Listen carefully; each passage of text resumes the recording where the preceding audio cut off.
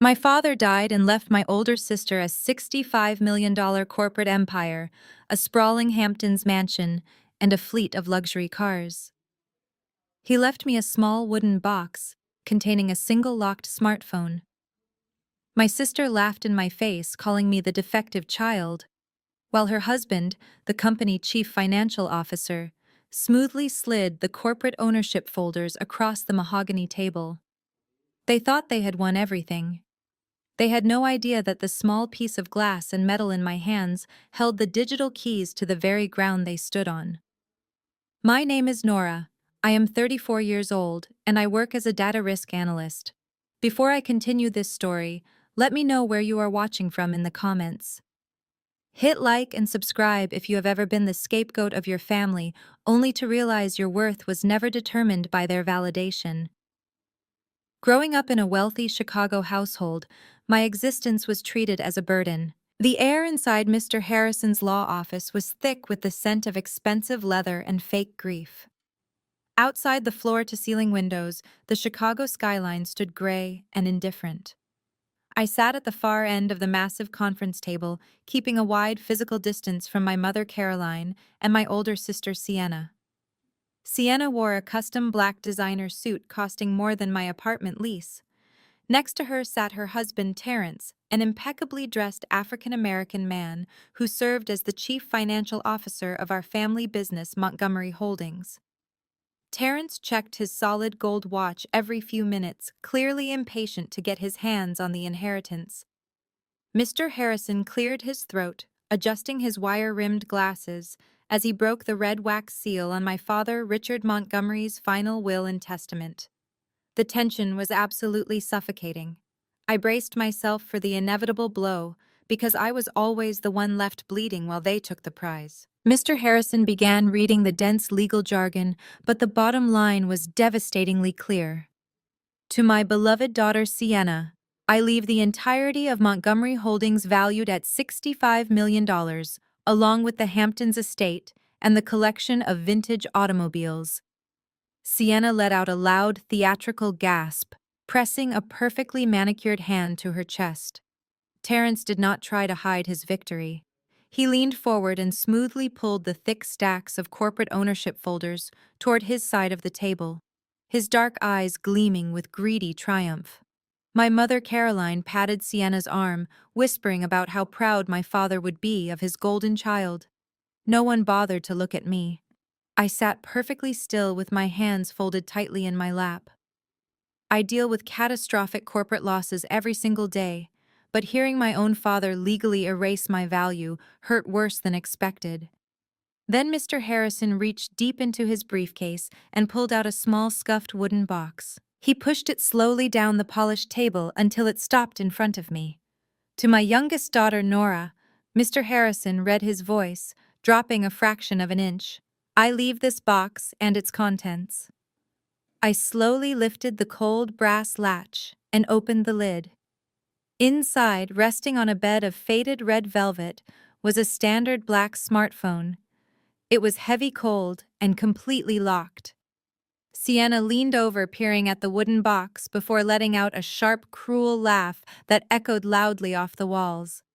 A broken phone, she sneered, her voice dripping with pure venom. Dad always knew you were the absolute defective child, Nora. I guess he wanted your inheritance to match your pathetic potential. Terrence chuckled softly, tapping his expensive silver pen against the corporate folders he now controlled. He looked at me with deep, obvious disgust. "Pack up your desk by 5 o'clock today, Nora," he said coldly. "The company does not need a mediocre data analyst dragging down our payroll." I ignored their taunts and picked up the heavy device. The screen lit up instantly, demanding a secure numerical passcode. My heart hammered violently against my ribs. I nervously typed in my father's birth year. The screen flashed a bright, angry red. I typed in my parents' wedding anniversary. Another angry red flash illuminated my face. Then a glaring warning message popped up on the black digital screen. Incorrect passcode entered. Device will permanently wipe all internal data in exactly 3 attempts. Next passcode attempt unlocks automatically on your 35th birthday. I stared intensely at the glowing screen, my breath catching in my throat as the massive weight of the moment finally settled over me. My 35th birthday was exactly 1 short week away. The heavy oak door clicked shut as Mr. Harrison left the conference room, leaving me completely alone with the people who shared my blood, but none of my loyalty. The ink on my father's will was not even dry yet, but Terrence was already moving. He stood up from his expensive leather chair, straightening his pristine designer tie, and picked up his own sleek smartphone. He dialed a quick number and pressed it to his ear, keeping his dark, cold eyes locked intensely on my face. "Yes, this is Terrence," he said into the receiver, his voice projecting pure, arrogant authority. "I need 2 armed security officers sent up to the executive boardroom immediately. We have a terminated employee who needs to be escorted off the corporate premises right now." He hung up the phone and tossed it onto the polished mahogany table. Sienna let out a soft, delighted giggle and leaned back in her chair, twirling a lock of her perfect blonde hair. I looked from her to Terrence, my fingers tightening around the small wooden box holding my father's locked device. "Terminated?" I asked, keeping my voice dangerously level. "I have worked as the lead data risk analyst for Montgomery Holdings for 7 long years, Terrence. I built the entire predictive modeling system that keeps this company afloat. You cannot just fire me in a law office without a valid cause." Terrence smiled, a cold, calculating expression that did not reach his eyes. "I am the chief financial officer, and as of 2 minutes ago, my beautiful wife is the sole owner of the entire empire. We are restructuring the data department completely. Consider this your official notice. You have zero equity, zero leverage, and zero reason to be in my building anymore." I turned to look at my mother, hoping to find even a shred of maternal defense in her expression. Caroline was busy examining her diamond rings, refusing to meet my gaze. She let out a long, exasperated sigh that echoed loudly in the tense room. "Do not make a scene like you did at Sienna's wedding, Nora," she said, her tone dripping with bored annoyance. "You ruined her special day 5 years ago when you demanded we pay attention to your little corporate promotion while she was trying to cut her cake. Just leave quietly for once in your life. Do not embarrass us further." Her words hit exactly where she intended them to. The memory of that ruined wedding night was a bitter pill to swallow. I had worked 80-hour weeks to secure a massive corporate merger, and the moment I tried to share my hard-earned success, my mother had ordered me to leave the reception early so I would not overshadow her golden child. Now, history was repeating itself, but with infinitely higher stakes and consequences. The heavy boardroom doors swung open. 2 large security guards in dark uniforms stepped inside, looking expectantly at Terrence. "Please escort my former sister-in-law to her desk so she can collect her personal items," Terrence instructed, waving his right hand dismissively in my direction. "Then ensure her security badge is permanently deactivated and walk her down to the lobby. If she causes any trouble, call the police." The sheer humiliation of being treated like a criminal in the very building I had helped secure was suffocating. The guards stepped toward me, their faces blank and professional. I did not give them the satisfaction of dragging me out. I stood up carefully, placing the locked phone back inside its wooden box and tucking it securely under my arm. I walked slowly over to the coat rack in the corner of the room. As I reached out to grab my tan trench coat, Terrence stepped directly into my personal space. He moved so smoothly and quietly that the large security guards did not even notice him blocking my path. He leaned down, his face inches from mine, and lowered his voice to a harsh whisper meant only for my ears. "You think losing your job is the worst thing happening to you today?" He whispered, a malicious smirk twisting his features. "You should check your mail when you get back to your little condo, Nora." I froze, gripping the fabric of my coat. "What did you do?" I asked, my voice dropping to a matching whisper. Terrence leaned even closer, his breath warm against my cheek. "You honestly thought your precious father bought you that condo? Sienna and I found the paperwork last month. Your condo is heavily mortgaged and it was secretly used as collateral for a massive corporate loan I just defaulted on. The bank is foreclosing tomorrow. You are going to be living on the streets by Friday. Have a nice life. Have a nice life." Those 4 words hung in the sterile air of the executive suite like a death sentence.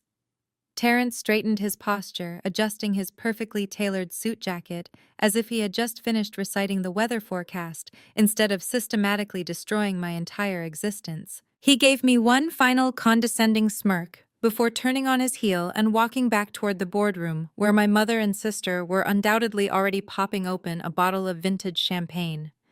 I stood completely frozen, clutching my tan trench coat with trembling fingers.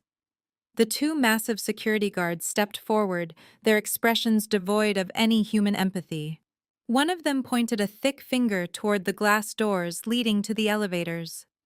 "Time to go, Miss Montgomery," he grunted. The forced walk to the elevators felt like a brutal public execution. We passed rows of glass-walled offices where my former colleagues, the people I had mentored and worked alongside for 7 long years, suddenly found their computer monitors fascinatingly interesting. Not a single person made eye contact with me. My corporate security badge was confiscated by the lead guard the moment the elevator doors slid shut. The descent to the ground floor was agonizingly slow and completely silent. My mind is a finely tuned analytical machine. I analyze corporate risk and financial vulnerabilities for a living, but I was frantically crunching the numbers, trying to make sense of what Terrence had just whispered. How could Sienna use my personal condo as collateral for a corporate loan? I had purchased it myself. Then the sickening realization hit me like a physical punch to the gut. My father had co-signed the original mortgage years ago to help me secure a better interest rate.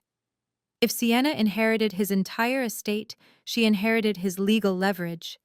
Terrence, the brilliant and utterly ruthless chief financial officer, would have easily found a dark legal loophole to exploit that co-signature and drain the equity right out from under me. The elevator chimed loudly, announcing our arrival at the grand marble lobby. The guards flanked me closely, marching me past the reception desk and straight toward the heavy revolving glass doors. Beyond the glass, the sky had bruised into a dark, angry purple, and a torrential Chicago downpour was washing over the busy city streets. I pushed through the heavy doors, the freezing rain instantly biting into my skin and soaking the shoulders of my coat. I hurried toward the private executive parking lot, desperate to seek the warm, familiar sanctuary of my car. But as I approached my silver sedan, I saw a tall figure stepping out from beneath the shelter of the concrete overhang. It was Terrence. He held a large black umbrella over his head, perfectly shielding his expensive suit from the raging storm. He held out his left hand with his palm facing upward. "I need the keys, Nora," he said, his voice easily cutting through the loud sound of the heavy rain. I stopped dead in my tracks, the cold water matting my hair against my face. "What are you talking about?" I asked, my voice shaking from a bitter mixture of freezing cold and boiling anger. "This is my car. I have been driving it for 3 years." Terrence let out a short, amused laugh. "No, Nora. You have been driving a company-leased vehicle for 3 years. A luxury vehicle paid for entirely by Montgomery Holdings. Since you are no longer an employee, you no longer possess corporate vehicle privileges. Hand over the keys right now, or I will have the city police arrest you for grand theft auto." I stared at him, the rain running down my cheeks and blurring my vision. "You just told me the bank is taking my home, Terrence. Now you are taking my car in the middle of a massive thunderstorm. How am I supposed to get anywhere?" He smiled again, wearing that same cold, calculating smirk he wore upstairs in the boardroom. He stepped slightly closer deliberately, making sure his expensive umbrella did not offer me a single inch of cover. "The bank is foreclosing on your condo tomorrow," he said, adjusting his designer tie with his free hand. "They will be there at exactly 8 in the morning with the local sheriff to change the locks. You better call a cab and start packing your cheap clothes tonight. Good luck on the streets." My numb fingers dug deep into the wet pockets of my trench coat. I pulled out the electronic key fob and dropped it directly onto the flooded asphalt at his feet. I absolutely refused to hand it to him. Terrence scoffed, picking up the wet keys and pressing the unlock button.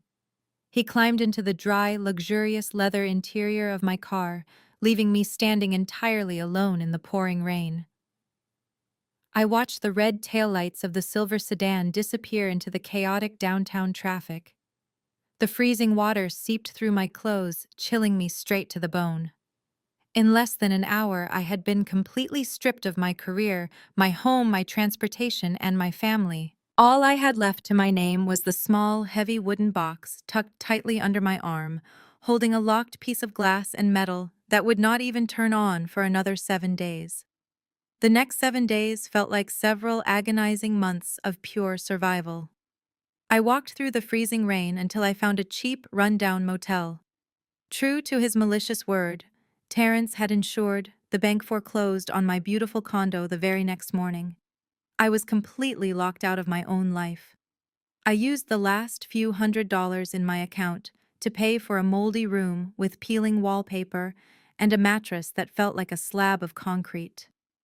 To keep myself from starving, I took grueling night shifts doing freelance data entry for offshore marketing firms using a battered laptop from a pawn shop.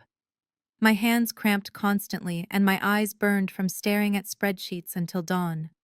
Meanwhile, my family was busy parading their stolen wealth for the world to see. On the eve of my 35th birthday, I sat on the edge of my lumpy motel bed eating a stale sandwich while watching the tiny static-filled television mounted on the wall. The financial news network was running a special. The headline at the bottom of the screen read, "The New Power Couple of Tech." The camera panned across a glamorous charity gala, showing Sienna and Terrence stepping out of a sleek black limousine. Sienna was wearing a glittering silver gown that easily cost more than I would make in 5 years of freelance data entry. Terrence stood beside her in a custom-tailored tuxedo, smiling charismatically for the flashing cameras. The news anchor praised their visionary leadership, gushing over how seamlessly they had taken over Montgomery Holdings after my father's passing. They spoke about expanding the corporate empire and launching new software initiatives. It made me physically sick. Terrence was not a visionary. He was a ruthless parasite who had manipulated a grieving family and found a legal loophole to steal the company. And Sienna was too blinded by the cameras and the attention to realize she was just a puppet for his ambition. My mother was briefly shown in the background of the broadcast wearing a smug smile, completely ignoring the fact that her youngest daughter was currently rotting in a roadside motel. I muted the television, unable to bear the sound of their fake laughter anymore. I turned my attention to the small rickety nightstand beside the bed. Resting next to a flickering plastic lamp was the wooden box. I slowly reached out and lifted the cold black smartphone from its velvet resting place. It felt heavier tonight. Tomorrow was my 35th birthday. The device had explicitly stated that the next passcode attempt would automatically unlock on this exact date. But the terrifying warning still echoed loudly in my mind. One more incorrect guess and the device would permanently wipe all internal data. My father was a brilliant and notoriously paranoid man. If he had hidden something important enough to require a 10-year digital lock, it was something that could completely destroy Terrence and Sienna. But what could the password possibly be? I had already tried his birth year and his wedding anniversary. What else could a man who loved nobody but his company use to secure his greatest secret? I stared at the blank screen, my mind racing through numerical combinations. My brain tried to build a psychological profile of my father, predicting his final digital move. The weight of the impending failure was crushing. If I entered the wrong number tomorrow morning, I would lose my only leverage. I would be stuck in this miserable motel room doing freelance data entry for the rest of my life while they built their fake empire on my stolen foundation. I glanced up at the cheap digital clock glowing red on the motel dresser. It was 11:58 at night, 2 minutes away from my 35th birthday. The rain poured outside, beating a chaotic rhythm against the thin glass window. I gripped the dark metal edges of the phone, my thumbs hovering anxiously over the dark screen. I needed to be ready. I needed to think of the perfect sequence of numbers. The red numbers on the clock shifted to 11:59. My heart hammered violently against my ribs, mimicking the frantic pounding of the rain. I took a deep, shaky breath and closed my eyes, praying for a moment of clarity. I prepared myself to press the power button and face my absolute final chance. The clock clicked over to exactly midnight. Before my finger even grazed the cold glass, the phone suddenly vibrated violently in my hands. I gasped, opening my eyes in shock. Without a single touch, the dark screen illuminated the dark room with a blinding white light. It was unlocking itself. The blinding white light faded into a crisp, high-definition display. The terrifying passcode prompt completely vanished, melting away like a digital illusion. I let out a heavy, shaky breath, realizing it had never been about guessing the right numerical sequence. It had always been a countdown. A cruel digital waiting game programmed by my father to test my endurance. The home screen was completely empty except for a single high-resolution video file sitting dead center against a stark black background. My trembling thumb hovered over the glowing screen for a fraction of a second before I firmly tapped the play button. The video opened instantly, filling the cramped motel room with bright light. The familiar dark wood-paneled walls of my father's private executive study filled the small screen. And there he was, Richard Montgomery, sitting tall in his high-backed leather chair, looking exactly as he had a few months before his death. He looked pale and drawn from the terminal illness, but his sharp blue eyes burned with the same intense, calculating fire that had built a massive corporate empire from the ground up. He stared directly into the camera lens, as if he could see me sitting alone in the dark. "Happy birthday, my dear daughter," he said, his gravelly voice cutting sharply through the silence of the room. "You finally made it to 35. Now the real game begins." A chill ran violently down my spine. I brought the phone closer to my face, unable to tear my eyes away from his digital ghost. "I know you are probably furious with me, Nora." My father continued, leaning forward slightly and steepling his fingers together. "I know you are sitting there wondering why I humiliated you at the will reading.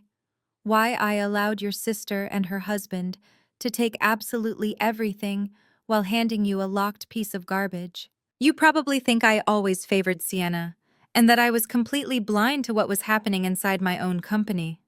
He let out a dry, raspy chuckle, shaking his head slowly. "I was never blind, Nora. I saw everything. I watched Terrence slither his way into our family, manipulating his way into the chief financial officer position. I watched him quietly siphon millions of dollars from Montgomery Holdings into offshore bank accounts. He thought he was so incredibly smart, playing an old dying man. He cooked the books beautifully, using complex financial structures and shell companies to hide his fraudulent tracks. He truly thought he had outsmarted me." My father paused, his expression hardening into pure corporate ruthlessness. "And Sienna, my beautiful, foolish golden child. She was always too arrogant and too obsessed with her own reflection to notice her husband was looting the family vault right under her nose. She only cared about the charity galas, the designer clothes, and the prestige of the Montgomery name. She is the perfect, useful idiot for a selfish man like Terrence." I gasped loudly, my hand flying to my mouth. My father had known the truth all along. He had known Terrence was a thief, and yet he still handed the entire company over to him on a silver platter. Why would he let the villains win? As if reading my racing mind, my father answered my unspoken question. "You are an exceptional data risk analyst, Nora. You have my brain. You have my analytical mind. But you have always been far too soft. You let your mother push you around. You let Sienna take credit for your hard work. You were comfortable playing the victim in the background. I could not leave my legacy to a victim. I needed to forge a titan. I had to strip away your job, your home, and your safety net to show you what the real world looks like when you do not fight back." He leaned back in his heavy leather chair, a small, proud smile touching the corners of his mouth. "I did not give Sienna an empire, Nora. I gave her a sinking ship. Montgomery Holdings is a hollow shell drowning in the massive hidden debt Terrence created. When the banks call those loans, the entire corporate structure will instantly collapse on top of them." I handed them a ticking time bomb and tied them directly to the blast radius. The screen flickered slightly as my father reached forward toward the camera lens. "You are holding the digital keys to the real wealth, Nora. This phone contains the encrypted access codes to my private offshore servers. It holds the patents, the real estate, the intellectual property that actually generates the $65 million. Sienna owns the office desks and the massive liabilities. You own the foundation. Use your skills, follow the data, burn their fake empire to the ground, and build your own. Happy birthday, Nora. Show them what a Montgomery can really do. The video abruptly cut to black, leaving me staring at my own shocked reflection in the dark glass. My heart was pounding furiously, but the fear and despair that had consumed me for the last week were completely gone. They were instantly replaced by an icy sharp focus and a burning desire for absolute revenge. I wiped away any lingering moisture from my eyes and shifted my weight on the uncomfortable motel mattress. I am a data risk analyst. My entire career has been built on dismantling digital fortresses, hunting down hidden financial liabilities, and exposing corporate vulnerabilities. My father knew exactly what he was doing when he handed me this specific puzzle. I swiped past the black screen of the video file and found a single application icon sitting isolated on the empty home screen. It was a custom-built, highly encrypted secure browser. I tapped the icon, and my screen immediately filled with cascading lines of complex routing code. I grabbed my pawnshop laptop and connected the smartphone using a frayed data cable. It took me less than 2 hours to decipher the encryption keys my father had programmed. He had set up secondary firewalls not to keep me out, but to verify my identity through the specific analytical methodology I used. The digital breadcrumbs bounced rapidly through several anonymous proxy servers across the globe before finally anchoring to a hidden physical server located in a highly secure data center in Geneva, Switzerland. This was the real vault. Inside the server, I found gigabytes of meticulously organized financial data. My father had not just left me the keys to his hidden empire, he had left me the exact forensic blueprint of Terrence's massive corporate crimes. I opened the master ledger file and began cross-referencing the data. For the past 4 years, Terrence had been systematically bleeding Montgomery Holdings dry. He had set up a complex web of anonymous shell companies scattered across the Cayman Islands and the British Virgin Islands. Every single financial quarter, Terrence would authorize massive corporate wire transfers under the clever guise of international software development initiatives. But the money never went to any actual software vendors. Terrence was funneling the stolen corporate cash directly into offshore cryptocurrency accounts, making the funds completely untraceable to the average corporate auditor. But I was not an average auditor. I traced the complex blockchain transaction hashes, matching them perfectly with the fake vendor invoices my father had archived. Terrence had stolen nearly $20 million in liquid cash. The most twisted part of his entire scheme was the signature on the final authorization forms. It was never his signature. It was always Sienna's. Terrence had manipulated his own arrogant wife into blindly signing the fraudulent transfer documents, making her the sole legal target for any federal investigation. He was actively planning to take the stolen millions and flee, leaving her holding the bag when the corporate structure inevitably collapsed. The terrifying reality became crystal clear. Montgomery Holdings was running on empty. The lavish charity galas, the sprawling Hamptons mansion, and the luxury cars my sister proudly flaunted on television were all financed by predatory loans secured against the company's dwindling assets. Terrence had hollowed out the company from the inside out. My father had let him do it, knowing full well that I would be the one with the skills to finally burn the parasite out. I spent the rest of the night downloading the damning digital evidence onto a secure flash drive. The sun was just beginning to rise over the cold Chicago skyline, casting a pale gray light through the dirty motel window. I stretched my aching back, feeling a massive surge of pure adrenaline. I had the weapon. I knew exactly how their fake empire operated. Now I just needed to choose my very first target. My cheap prepaid burner phone suddenly buzzed loudly on the rickety nightstand. I picked it up, expecting another automated spam message. Instead, I saw a long text from an unsaved number, but I instantly recognized the highly demanding tone. It was my mother, Caroline. Nora. I need you to wire me $5,000 immediately, the text read. Sienna just had the absolute audacity to cut off my platinum credit card because Terrence said the family needs to tighten our personal budgets. I have an important country club luncheon to host tomorrow afternoon, and I will absolutely not be humiliated in front of my wealthy friends. Send the money right now. I stared at the bright screen, a slow, cold smile spreading across my tired face. My mother was demanding money from the daughter she had gleefully allowed to be thrown onto the freezing street just to fund her superficial lifestyle. The absolute irony was almost poetic. I did not have $5,000 to give her, but I had something much more dangerous. I had the truth. It was time to make my first move and let the dominoes fall. I sent a brief text back to my mother, telling her to meet me at a local diner on the edge of the city. I knew she would absolutely hate the location, but if she wanted my money, she had to come to my territory. I gathered the printed documents I had just run off at a cheap corner copy shop and tucked them into my worn leather tote bag. The diner was a greasy spoon with cracked vinyl booths flickering neon lights and the overwhelming smell of burnt coffee and old frying oil.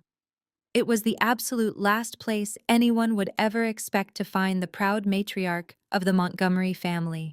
I sat alone in a dark corner booth nursing a black coffee when the diner door violently swung open. My mother walked in clutching her designer handbag tightly to her chest as if she expected to be robbed at any given moment. She wore large, dark sunglasses and a pristine white cashmere coat that practically screamed old money. She scanned the dingy room with a look of profound disgust before finally spotting me. She marched over and slid into the booth across from me, refusing to take off her expensive sunglasses. "This place is a complete health hazard, Nora," she snapped, wiping down the sticky table with a monogrammed napkin from her purse. "I cannot believe you dragged me all the way out to this terrible neighborhood. Did you bring the $5,000 or not? I have the head caterer for the country club luncheon breathing down my neck, and I absolutely refuse to be embarrassed simply because your sister is having a selfish power trip." I took a slow sip of my black coffee, watching her panic over a meaningless social luncheon while completely ignoring the fact that she had let Terrence throw me out of my home. "Tell me exactly what happened with Sienna," I said, keeping my voice perfectly calm and measured. My mother let out a dramatic sigh, leaning forward aggressively. "It is Terrence," she complained, her voice dripping with pure indignation. "He convinced Sienna to freeze my platinum credit card yesterday afternoon. He told her that since your father passed away, the company needs to consolidate assets and that my monthly allowance was an unnecessary drain on the corporate accounts." Sienna just nodded along like a foolish little puppy, agreeing with every single word he said. Can you believe the absolute disrespect? I am the one who built the social standing of this family. I am the one who introduced your father to the right politicians and investors. And now I am being treated like a financial burden by my own daughter. She paused, expecting me to sympathize or perhaps apologize for my temporary lack of funds. She even had the audacity to tap her manicured fingernails against the table, waiting for me to hand over the cash. Instead, I reached slowly into my tote bag. I did not feel a single ounce of anger toward her anymore. Anger requires emotional investment, and I had completely divested from this toxic family. All I felt was the cold, calculating precision of a data risk analyst executing a perfectly planned strategy. I pulled out a single sheet of paper. It was a printed bank statement from the encrypted Geneva server, highlighting a very specific and massive offshore wire transfer. I placed the document onto the sticky diner table and slowly slid it across to her. "You should not be mad at Sienna, Mom," I said, my tone deadly quiet and entirely devoid of emotion. "She has absolutely no idea what is actually happening. She does not even control her own bank accounts right now." My mother frowned, looking down at the piece of paper in confusion. "What is this garbage, Nora? I do not have time to look at your little data spreadsheets. I need cash immediately to pay the vendors." I leaned forward and tapped my index finger directly on the highlighted row of numbers. "You should ask Terrence why your $3 million private retirement fund was abruptly liquidated and moved to a corporate shell company in the Cayman Islands." Last Tuesday, I said. My mother froze. She slowly lowered her dark sunglasses, peering closely at the document. I watched her eyes scan the page, tracking the flow of the money. The routing numbers, the offshore destination, the digital signature authorizing the massive transfer. It was all right there in black and white. Terrence had not just cut off her credit card. He had completely drained her entire life savings while telling Sienna it was just a simple budget cut. Her hands began to tremble violently. The pristine white cashmere suddenly looked far too heavy for her shrinking frame. The blood completely drained from her face, leaving her looking pale and utterly terrified.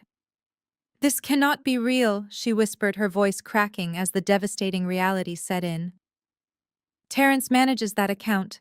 He told me the funds were locked in a secure, high-yield municipal bond. He promised your father he would protect my retirement." "Terrence is a parasite," I replied simply, taking another sip of my coffee. "He is stealing everything, Mom. And he is using Sienna's digital signature to do it. So when the federal investigators finally show up, she will be the one going to federal prison." My mother did not say another word. The reality of her total financial ruin had just shattered her superficial world. She frantically dug into her designer handbag with shaking fingers and pulled out her smartphone. Her breathing grew shallow and panicked as she hastily dialed Terrence's private number. I sat back against the cracked vinyl booth and watched the first domino begin to fall. Terrence sent my mother's desperate call straight to voicemail. Caroline was not a woman who accepted being ignored, especially when her fortune was on the line. She shoved her phone into her handbag, stood up from the booth without another word to me, and marched out. I finished my black coffee, knowing exactly where she was heading. She was going to the source of the betrayal to demand respect. Half an hour later, my mother pushed her way past the security gates of Sienna's luxury mansion. She stormed through the double doors, her heels clicking furiously against the marble floors. Sienna and Terrence were sitting in the living room, sipping mimosas and reviewing guest lists for their charity gala. "Terrence, what did you do with my money?" my mother screamed, echoing off the vaulted ceilings. Sienna jumped, spilling her drink. "Mom, what on earth is wrong with you?" she asked, wide-eyed. "You cannot barge into our home screaming like a crazy person." Caroline ignored her golden child completely. She marched straight up to Terrence and threw the printed bank statement directly into his face. The paper fluttered to the floor between his leather shoes. "Where is my $3 million retirement fund?" "Terrence," my mother demanded, her chest heaving. "That document shows you liquidated my municipal bonds and wired the balance to a shell company in the Cayman Islands. You stole my life savings." Terrence did not flinch. He slowly set his champagne flute down. He picked up the paper, smoothing the wrinkles with calm, steady hands. He scanned the document briefly before letting out a patronizing sigh. He looked at my mother with deep, manufactured pity. "Caroline, this is completely fabricated," he said, his voice smooth and soothing. "Where did you get this ridiculous paper?" "Let me guess. You went to see Nora today." My mother opened her mouth to speak, but Terrence cut her off, towering over her. "Nora is deeply unwell," Terrence continued, shaking his head sadly. "She was fired. She lost her condo. She is lashing out, trying to destroy our family by feeding you forged bank documents. Think about it. Why would I steal your money when Sienna and I sit on a $65 million empire? It makes no logical sense." But the routing numbers, my mother stammered, her confidence wavering under his psychological manipulation. "The digital signatures are easily faked by a bitter data analyst." Terrence interrupted, his tone hardening. "I moved your funds into a secure private equity tier to protect them from estate taxes. You are acting completely hysterical. You are letting Nora's toxic jealousy tear us apart." Sienna stood up, linking her arm tightly through Terrence's. She glared at our mother with absolute disgust. "I cannot believe you would listen to Nora over my own husband, Mom." "Sienna," spat, her voice dripping with venom. "Terrence has done nothing but protect this family since Dad died. Nora is just a pathetic liar." "Sienna, please look at the numbers," my mother pleaded, tears spilling over her mascara. "Get out, Mom." Sienna commanded, pointing a manicured finger toward the front doors. If you let that jealous loser manipulate you into insulting my husband in our home, you are no longer welcome here. Do not come back until you apologize to Terrence. My mother stood frozen, staring at the daughter she had worshipped her entire life. For the very first time, Caroline realized Sienna's loyalty could easily be bought, and Terrence held the purse strings.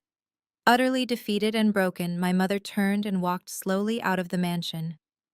Her world of high society privilege had collapsed, leaving her isolated. She had chosen the wrong daughter to protect, and now she was paying the ultimate price. The heavy doors slammed shut, sealing the permanent fracture between them. Sienna let out an annoyed huff and went to the kitchen to pour another mimosa, but Terrence's confident facade instantly vanished the second his wife left the room. He quickly bent down, picking up the printed bank statement again. His dark eyes scanned the specific routing codes at the bottom. Only he knew those exact proxy sequences. Nora could not have forged this. He crushed the paper in his fist, his heart pounding with cold, terrifying dread. Terrence hurried down the hallway and locked himself inside his private executive study. He ripped open his highly secure laptop and rapidly typed his encrypted passwords. He bypassed his own firewalls, checking the security logs of his offshore Cayman accounts. A bright red notification flashed across his dark screen. Last night, someone using a hidden Geneva server had successfully breached his master ledger. He was no longer the only one who knew the truth. Terrence sat frozen in his leather chair, the red notification reflecting off his dark eyes. The master ledger was his ultimate insurance policy, and now it was compromised. He typed lines of code trying to trace the digital intruder, but the connection had vanished. Whoever breached the server was a ghost. His mind raced back to his conversation with Caroline. She had brought a printed bank statement, a statement that came from this exact ledger, and Caroline had just visited Nora. The realization hit him like a freight train. Nora had not just found a way into the accounts, she was actively weaponizing the data. He slammed his laptop shut, a cold sweat breaking out across his forehead. He had hours before the business day started. The next morning, the atmosphere inside the glass skyscraper of Montgomery Holdings was deceptively calm. At 8 in the morning, the senior members of the board of directors gathered in the executive boardroom for their routine quarterly briefing. Chairman Davis, an imposing man who had helped my father build the company from the ground up, took his seat at the head of the long mahogany table. He opened his sleek silver tablet to review the morning agenda. At exactly 8:15, every single tablet and smartphone in the soundproof boardroom chimed simultaneously. It was an automated email delivery from a completely untraceable sender address. Chairman Davis opened the message, his thick gray eyebrows pulling together in deep confusion. The email contained no text. It only held a single attached PDF file titled Internal Audit Fraction 1. As the board opened the file, the room descended into shocked silence. The document contained a highly detailed snapshot of exactly 4 wire transfers made during the previous fiscal quarter.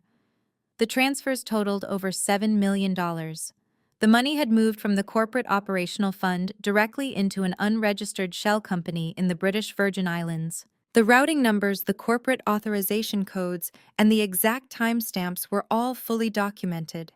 It was undeniable proof of massive corporate embezzlement. 10 minutes later, Terrence's office phone rang, instructing him to report to the boardroom immediately. Terrence adjusted his designer tie, his heart hammering against his ribs. He walked down the hallway, trying to maintain his signature mask of arrogant confidence. When he pushed open the heavy oak doors, he found all 6 board members staring at him with expressions of pure hostility. Chairman Davis did not offer him a seat. He simply turned his tablet around and pushed it across the table. Terrence looked down at the screen and felt the blood drain from his face. It was the exact ledger fragment he had seen breached the night before. "Can you explain why $7 million of our capital is sitting in an offshore tax haven?" Terrence Chairman Davis asked, his voice dangerously low. "You are the chief financial officer. Nothing moves without your final approval. We are initiating an emergency independent audit starting today. If these funds are missing, we will be calling the federal authorities before the sun goes down. Terrence's mind spun wildly. He knew the board was ruthless. If he showed even a fraction of guilt, they would lock him in the building and call the police immediately. He forced a calm, composed smile onto his face. I assure you, gentlemen, this is a complete misunderstanding. Terrence lied. These transfers were part of a confidential international software acquisition that my wife Sienna authorized last quarter. The shell company is simply a holding vehicle. I will provide the full authorization paperwork by this afternoon to clear up any confusion. Chairman Davis narrowed his eyes but nodded slowly. You have until 4 o'clock, Terrence. Do not leave this building. Terrence walked out of the boardroom, his back soaked in sweat. He was officially being hunted, and the walls were rapidly closing in. He hurried back to his private office and locked the door behind him. He had promised the board authorization paperwork that proved the transfers were legitimate business acquisitions. Those documents did not exist. If the auditors dug into the accounts, they would see he stole the money to buy cryptocurrency. He sat down and opened his secure laptop, his hands trembling slightly. He needed a perfect scapegoat to take the fall for the missing millions. He pulled up the digital corporate authorization files. He began meticulously doctoring the internal network timestamps and IP address logs. He systematically altered the digital trail to make it look as though the fraudulent transfers had originated directly from Sienna's private home network. He forged her digital signature on 4 new fake acquisition contracts. He was actively throwing his own wife to the wolves without a single second of hesitation, simply to save himself from federal prison. Terrence hit print on his secure laptop, watching the 4 fraudulent acquisition contracts slide smoothly out of the office printer. The digital trail was now perfectly altered to point directly at Sienna's private computer. But he needed her physical signature on these hard copies to completely solidify the trap. He gathered the warm papers and placed them into a sleek leather folder. He left his executive office and drove his sports car back to their sprawling mansion. He found Sienna lounging by the indoor heated pool, wearing a silk robe and sipping a glowing green detox smoothie while a private manicurist worked on her nails. Terrence walked over, putting on his best mask of the loving, protective husband. He kissed the top of her blonde head and let out a heavy manufactured sigh. Sienna looked up at him with mild annoyance for interrupting her spa time. What is wrong? She asked, holding her hand perfectly still for the manicurist. Terrence opened the leather folder and presented the papers. Just some incredibly boring compliance paperwork from the legal department, he lied smoothly. The board is being overly cautious about those international software acquisitions you authorized last quarter. They need you to physically sign these updated addendums so the auditors will get off our backs. Sienna rolled her eyes, letting out a dramatic groan. Why do they bother me with this administrative garbage? She complained. That is literally what we pay you to handle, Terrence. I know, baby, he said, handing her an expensive gold pen. But because you are the chief executive officer, your signature is the only one that satisfies the federal compliance officers. Just sign the bottom lines, and I will take care of the rest. I promise. Sienna did not even glance at the dense paragraphs of legal text. She did not read the offshore account numbers or the massive financial figures. She simply took the gold pen and scribbled her elegant signature across all 4 pages, unknowingly signing her own confession to a multi-million-dollar federal crime. Terrence smiled, taking the folder back. Across the city, I was sitting cross-legged on my lumpy motel mattress, staring intensely at the glowing screen of my pawn-shop laptop. I had not slept in over 24 hours, but I felt absolutely electric. I had set up multiple anonymous digital tripwires across the corporate network, and I could see the exact moment the board of directors initiated the emergency independent audit. But I did not stop there. Corporate audits can be quietly swept under the rug if the board decides the public relations fallout is too damaging. I needed to force their hand entirely. Using a secure encrypted email proxy, I anonymously tipped off a prominent Wall Street financial journalist about the missing $7 million. Now I watched as the breaking news ticker flashed across the bottom of the financial news network. Rumors of massive internal embezzlement at Montgomery Holdings had officially hit the market. I switched my browser tab to the live stock exchange feed. The reaction was instantaneous and absolutely brutal. The stock price of Montgomery Holdings began to plummet in real time. I watched the green numbers turn instantly to a violently dropping red line. 10%, 15%, 20%. Millions of dollars in corporate valuation were evaporating into thin air with every passing second. Sienna and Terrence were actively bleeding out on the public stage, and they had absolutely no idea how to stop the hemorrhage. Back at the corporate headquarters, Terrence was watching the exact same red lines dropping on his office monitors. Panic was finally clawing at his throat. The forged documents would buy him a little bit of time with the board of directors, but he knew the federal investigators would eventually dig deeper. He needed to find the anonymous leaker and silence them permanently before they released the rest of the offshore ledger. Terrence picked up his burner phone and dialed a number he kept hidden from everyone. Within an hour, a man in a rumpled suit sat across from Terrence's mahogany desk. He was a high-end private investigator who specialized in corporate espionage and illegal digital tracking. Terrence slid a thick envelope of cash across the desk, along with a printed copy of the encrypted email the board had received that morning. "I do not care what laws you have to break," Terrence said, his voice dripping with absolute malice. "I need to know exactly where this email originated. Find the physical location of the server or track the digital footprint of the sender." The investigator pocketed the cash and opened his own laptop. He spent 45 minutes running aggressive reverse tracing algorithms, piercing through the cheap anonymous proxies I had hastily set up. Terrence paced the office like a caged animal. Finally, the investigator hit the enter key and leaned back in his chair with a satisfied smirk. He turned his laptop screen around to face Terrence. A digital map of Chicago was displayed with a blinking red dot pinned to a specific location on the outer edge of the city. "I found the origin signal," the investigator said quietly. "It is pinging from an unsecured Wi-Fi router at a cheap roadside motel on the south side." Terrence stared at the blinking red dot, a chilling realization washing over him. The trail led directly to my door. I was staring at my pawnshop laptop screen, finalizing the next batch of encrypted emails, when the sudden sound of screeching tires echoed violently from the motel parking lot. My survival instincts flared immediately. I quietly closed the laptop, pushing it deep under the thin, lumpy mattress. I reached for my father's locked smartphone resting on the rickety nightstand. I quickly tapped a very specific sequence on the dark screen, opening a hidden background application, before setting the device back down face up. Less than a minute later, heavy, frantic footsteps pounded against the exterior concrete walkway leading directly to my room. The flimsy wooden door to my motel room did not just swing open, it violently splintered inward, the cheap metal deadbolt tearing completely out of the rotted doorframe.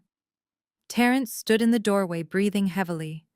His expensive, custom-tailored suit was completely rumpled, his silk tie was pulled loose, and his dark eyes were wild with a feral, desperate panic.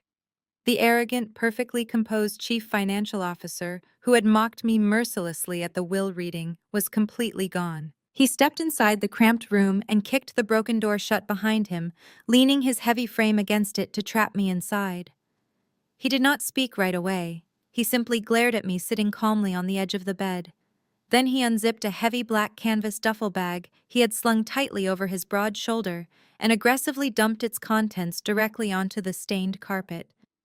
Hundreds of thick banded stacks of $100 bills tumbled out, forming a massive green mountain of cold hard cash right at my feet. $500,000, Nora, he barked, his voice tight and shaking with barely controlled rage. $500,000 in completely untraceable cash. It is yours right now. All you have to do is hand over your father's phone and give me the master encryption passwords to the Geneva server. Take the money, buy a nice new house, and walk away from this family forever. I looked down at the massive pile of stolen corporate money and let out a soft, dry laugh. I slowly shook my head, folding my hands neatly in my lap. You really think you can just buy your way out of federal prison, Terrence? I asked, keeping my voice perfectly steady. Terrence's face contorted with pure, unadulterated anger. He viciously kicked a thick stack of bills toward me, sending the money scattering across the dirty floor. You have always been the pathetic loser of this family, Nora, he sneered, taking a slow, menacing step closer to the bed. Your parents never cared about you. Your own father humiliated you in front of everyone, giving you a broken phone, while he handed my beautiful wife the entire kingdom. You spent your whole miserable life hiding in the background, crunching numbers while Sienna and I lived the glamorous life you secretly craved. You are nothing but a bitter, jealous spinster trying to play a high-stakes corporate game you do not even understand. Take the money before I completely destroy you. I did not flinch at his cruel words. You are entirely wrong, Terence, I replied, my voice dropping to an icy, dangerous whisper. My father knew exactly what he was doing. He knew you were a greedy thief, and he knew Sienna was a blind fool.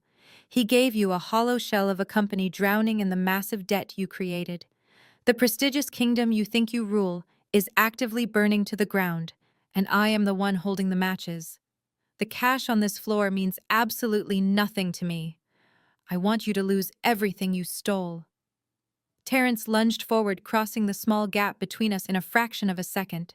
He grabbed me roughly by the shoulders of my cheap sweater, hauling me forcefully to my feet and slamming my back hard against the peeling motel wallpaper. His face was mere inches from mine, his breath smelling of stale coffee and pure, suffocating fear. You listen to me very carefully, you stupid little girl, he hissed, his thick fingers digging painfully into my collarbones. I will not let you ruin my life. I will not go to a federal penitentiary because of some defective data analyst. If you do not give me that phone and shut down those leaks right now, I swear to God I will kill you.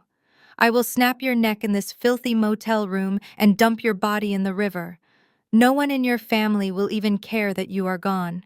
Sienna and your mother will probably thank me for finally getting rid of you. I stared directly into his furious, manic eyes, refusing to show him even a single ounce of fear or submission. He truly thought he had completely cornered me. He thought physical intimidation would easily break the woman who had already survived the absolute worst emotional abuse this family had to offer. Terence was so utterly blinded by his own violent arrogance that he did not even look at the rickety nightstand just 2 feet away. He had absolutely no idea that my father's smartphone was glowing with a faint, steady red light, actively broadcasting every single word of his murderous threats and his full corporate confession to a highly secure cloud server directly linked to the federal authorities. His hands were still clamped tightly around my shoulders, his eyes burning with violent intent. He opened his mouth to hurl another deadly threat when a sharp, piercing ringtone suddenly shattered the tense silence of the motel room. It was an emergency override tone coming directly from the inner pocket of his ruined suit jacket. Terence flinched, his ingrained corporate instincts briefly overriding his primal rage. He shoved me backward onto the lumpy mattress and frantically pulled his expensive phone out. I watched his furious expression instantly drop into a mask of pure, absolute terror. I knew exactly who was calling him because I had manipulated the data to trigger automated alerts notifying our primary corporate lenders the moment our stock price dropped past a catastrophic threshold. Terence pressed the phone to his ear, his hand shaking uncontrollably. "Yes, this is the chief financial officer," he stammered, his voice completely losing its arrogant, authoritative edge. Even from across the small, cramped room, I could hear the cold, uncompromising voice of the senior loan officer. The public allegations of massive internal embezzlement and the devastating plunge in your stock valuation have officially triggered the material adverse change clause in your primary corporate loan, the banker stated flatly. We are formally calling the debt Terrence. We require an immediate transfer of $20 million in liquid cash within 48 hours. If the funds are not fully settled in our accounts by then, we will initiate an aggressive hostile takeover and seize every single asset belonging to Montgomery Holdings. Terrence swallowed hard, his skin turning an unnatural shade of gray. You cannot do this, he pleaded desperately, sweating profusely. We have international acquisitions processing right now. You have to give me at least 30 days to liquidate some of our secondary properties. 48 hours, Terrence the banker replied coldly, before the line abruptly went dead. Terrence slowly lowered the phone, staring blankly at the dark screen. The reality of his complete financial destruction had finally arrived. Killing me in a cheap motel room would not magically manifest $20 million to stop the massive bank from seizing the empire he had worked so incredibly hard to steal. He looked down at the massive pile of $100 bills scattered across the stained carpet and realized it was barely a fraction of what he now owed.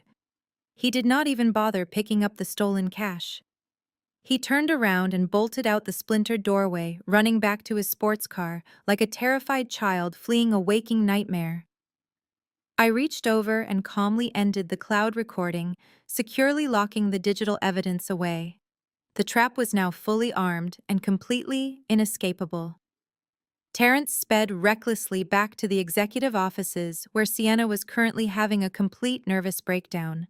She had seen the stock market freefall on the news and was pacing frantically across the thick carpets of the executive boardroom. When Terrence burst through the heavy doors, she ran to him demanding answers. The bank just called the debt. He gasped, struggling to catch his breath. They want $20 million by Friday, or they are taking the entire company, Sienna. We have to wire the emergency reserve funds right now. Sienna rushed to the boardroom laptop, her perfectly manicured fingers trembling as she aggressively typed in her chief executive credentials. She navigated to the primary corporate banking portal to authorize the massive wire transfer. But when the account dashboard finally loaded, she let out a blood-curdling scream. The operating accounts were completely empty. "Where is the money, Terrence?" she shrieked, pointing frantically at the screen displaying a balance of absolutely zero. "We are supposed to have $40 million in liquid reserves. Where did it all go?" Terrence backed away, his mind racing to construct another lie to save his own skin. The federal auditors must have initiated an emergency freeze on our liquid assets because of the anonymous email leak. He lied, smoothly masking his massive internal panic. We cannot access the cash right now. Sienna collapsed into a leather chair, gripping her blonde hair. Her entire identity was built on being a wealthy, powerful socialite. She could not imagine the sheer public humiliation of the bank publicly foreclosing on her empire. Her country club friends would laugh at her. The media would brand her a catastrophic failure. Her fragile ego simply could not handle the idea of absolute public bankruptcy. "We cannot let the bank take it," she whispered, her eyes wide with desperate panic. "If they seize the company, I will be a laughingstock. I will lose everything." She suddenly sat up straight, her eyes flashing with a wild, reckless idea. She grabbed her phone and scrolled rapidly through her exclusive contacts until she found the private number for the chief executive officer of our biggest corporate rival. "I am going to sell the company," she declared, her voice trembling with misplaced determination. "I will sell Montgomery Holdings for pennies on the dollar right now just to cover the bank debt and walk away with our dignity intact. I am scheduling an emergency shareholder vote for tomorrow morning." She was entirely unaware that by trying to escape the sinking ship she was walking directly into my final trap. While Sienna frantically dialed the number for her corporate rival, I was sitting in my quiet motel room, preparing to execute the final phase of my father's brilliant strategy. The sun had fully risen, casting a harsh morning light across my pawnshop laptop. I had completely dismantled Terrence's fake financial empire and exposed his massive offshore fraud. But that was only the first part of the game. Destroying the villains was satisfying, but claiming my rightful inheritance was the ultimate goal. I picked up the heavy black smartphone my father had left me. There was one final folder sitting alone on the secure home screen. It was locked behind a complex military-grade encryption wall that had taken me all night to slowly decrypt. I connected the phone back to my laptop and ran the final decryption algorithm. A green progress bar filled the screen before flashing a successful bypass notification. The folder clicked open, revealing a massive cache of highly classified legal documents. I opened the first file, and my breath completely caught in my throat. It was not a bank statement or a hidden cryptocurrency ledger. It was a massive ironclad legal charter for a private corporate trust established in the state of Delaware. The state of Delaware is famous in the corporate world for its impenetrable privacy laws and ultimate asset protection. My father had named the entity the Nora Montgomery Private Trust. I scrolled rapidly through the hundreds of pages of dense legal jargon, my eyes scanning the detailed asset transfer logs. 5 years ago, right around the time my mother and sister humiliated me at that wedding reception, my father had secretly restructured the entire foundation of Montgomery Holdings. He had methodically removed every single valuable asset from the primary corporate registry and transferred it directly into this impenetrable Delaware trust. I stared at the screen in pure absolute shock. The trust owned all the proprietary software algorithms that I had personally spent years developing. It owned every single technology patent the company used to generate its millions. It owned the trademark name and the corporate logo. It even held the physical deed to the expensive real estate right underneath the towering Chicago headquarters. My father had completely gutted the company from the inside out, leaving only the operational facade. Montgomery Holdings did not actually own anything. For the past 5 years, the company had been quietly paying a massive monthly licensing fee to the Nora Montgomery Private Trust, just to use its own name and software. Terrence was so incredibly focused on stealing the liquid cash from the operational accounts that he never even bothered to check who actually owned the bedrock of the empire. He had stolen millions from a company that was essentially just renting its entire existence from my father. And now, according to the legally binding documents glowing brightly on my laptop screen, that entire existence was rented directly from me. I opened the final legal addendum signed by my father just weeks before his death. It named me as the sole exclusive trustee and the singular beneficiary of the Nora Montgomery Private Trust. I held absolute unilateral control over every single patent, trademark, and piece of land the company relied on to survive. My father had not given Sienna a $65 million empire. He had given her a massive pile of corporate debt and a signed lease agreement. He had given me the actual kingdom. I sat back on the lumpy motel mattress, a powerful wave of realization washing over me. Sienna was currently running around her expensive mansion, desperately trying to sell the company to a rival conglomerate to pay off the angry bank. But she could not sell it. No intelligent corporate buyer would ever purchase Montgomery Holdings once they looked at the actual asset sheets during the due diligence phase. They would instantly realize they were buying nothing but office chairs, computers, and massive federal tax liabilities. The true billion-dollar value was locked away in a private trust that only I controlled. Sienna did not own the company intellectual property. She merely licensed it from the trust. And as the sole trustee, I had the absolute legal right to terminate that licensing agreement at any given moment, effectively shutting down the entire corporation overnight. Sienna was planning to walk into that executive boardroom tomorrow morning to sign away the company and escape her massive debt. She was entirely unaware that I was going to be waiting for her. The morning of the emergency shareholder vote dawned crisp and clear over the city of Chicago. The torrential rain from the previous week had finally washed away, leaving a bright blue sky that felt like a clean slate. I woke up on the lumpy motel mattress for the very last time. I did not feel tired. I did not feel scared. The terrified data risk analyst, who had been violently thrown onto the street, was completely dead. In her place stood the sole trustee of a billion-dollar corporate empire. I packed up my pawn shop laptop and placed my father's locked smartphone securely inside my tote bag. My first stop was an all-night professional printing center located a few blocks from the financial district. I paid the clerk to print the entire 500-page Delaware private trust document on high-quality heavy stock paper. I stood by the massive commercial printers listening to the rhythmic mechanical hum as page after page of undeniable legal proof slid into the tray. When the printing was finished, I had the clerk bind the massive stack of documents inside a thick black leather folder. I picked it up, feeling the substantial physical weight of the paperwork in my hands. It was the absolute weight of my vengeance. I could not walk into the executive boardroom looking like a homeless victim. Terrence and Sienna relied heavily on appearances to maintain their power. They judged everyone by the brand of their clothes and the price of their shoes. To completely destroy them in front of the board of directors and the rival corporate buyers, I needed to speak their visual language. I needed armor. I checked my depleted bank account. I had exactly $640 left to my name. It was every single penny I possessed in the world.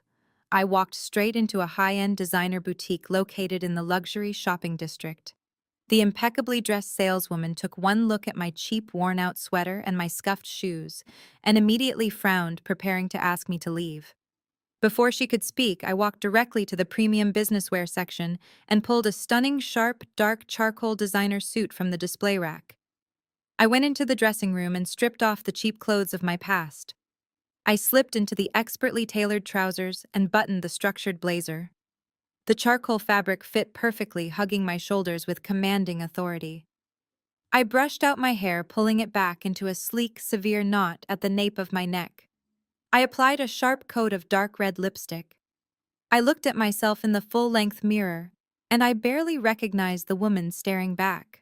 The soft, submissive sister who had always lowered her eyes to avoid conflict was completely gone. The woman in the mirror looked exactly like Richard Montgomery. She looked ruthless. I walked out to the register and handed the saleswoman the suit tags along with all of my remaining cash. I walked out of the boutique with $0 in my pocket, but I had never felt wealthier in my entire life. I hailed a yellow city cab and gave the driver the address for Montgomery Holdings. The ride through the busy downtown streets felt incredibly surreal. Just a few days ago, I had been shivering in the back of a cab, crying over losing my career and my home. Today I sat perfectly still, resting my hands on the heavy black leather folder. The cab pulled up to the curb and I stepped out onto the pristine sidewalk. I tilted my head back, looking up at the towering glass and steel skyscraper of Montgomery Holdings. The morning sun reflected blindingly off the massive windows. It was the exact same building Terrence had proudly ordered his armed security guards to drag me out of. He had promised me I would end up on the streets.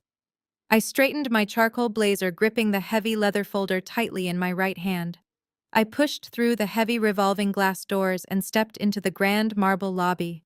The morning rush was in full swing, with hundreds of corporate employees rushing past the security turnstiles holding their coffees and briefcases. I recognized many of them. My former colleagues, the people who had turned their heads and ignored me when I was being escorted out in disgrace. The two large security guards standing by the main elevator bank immediately noticed my approach. They were the exact same men who had confiscated my corporate badge and forced me out into the freezing rain. They stepped forward, preparing to block my path, assuming I was a disgruntled former employee coming back to cause trouble. They had no idea I was the owner of the building. The two security guards moved to intercept me, their hands resting cautiously on their utility belts. But I did not stop or lower my gaze. I kept my shoulders perfectly straight and looked directly through them with an expression of absolute ice. The sheer confidence radiating from my dark charcoal suit and my unyielding posture made them hesitate for a fraction of a second. In the corporate world, hesitation is surrender. I walked right past them without breaking my stride and stepped into the open executive elevator, pressing the button for the top floor. The doors slid shut, leaving them staring in confusion. The ride up to the executive suite felt incredibly fast. My heart beat in a steady, controlled rhythm. When the elevator dinged and the polished steel doors opened, I stepped out onto the thick plush carpet of the penthouse level. The receptionist at the front desk opened her mouth to speak, but I walked past her before she could even form a word. I knew exactly where I was going. I had spent 7 years walking these very halls, analyzing every risk this company faced.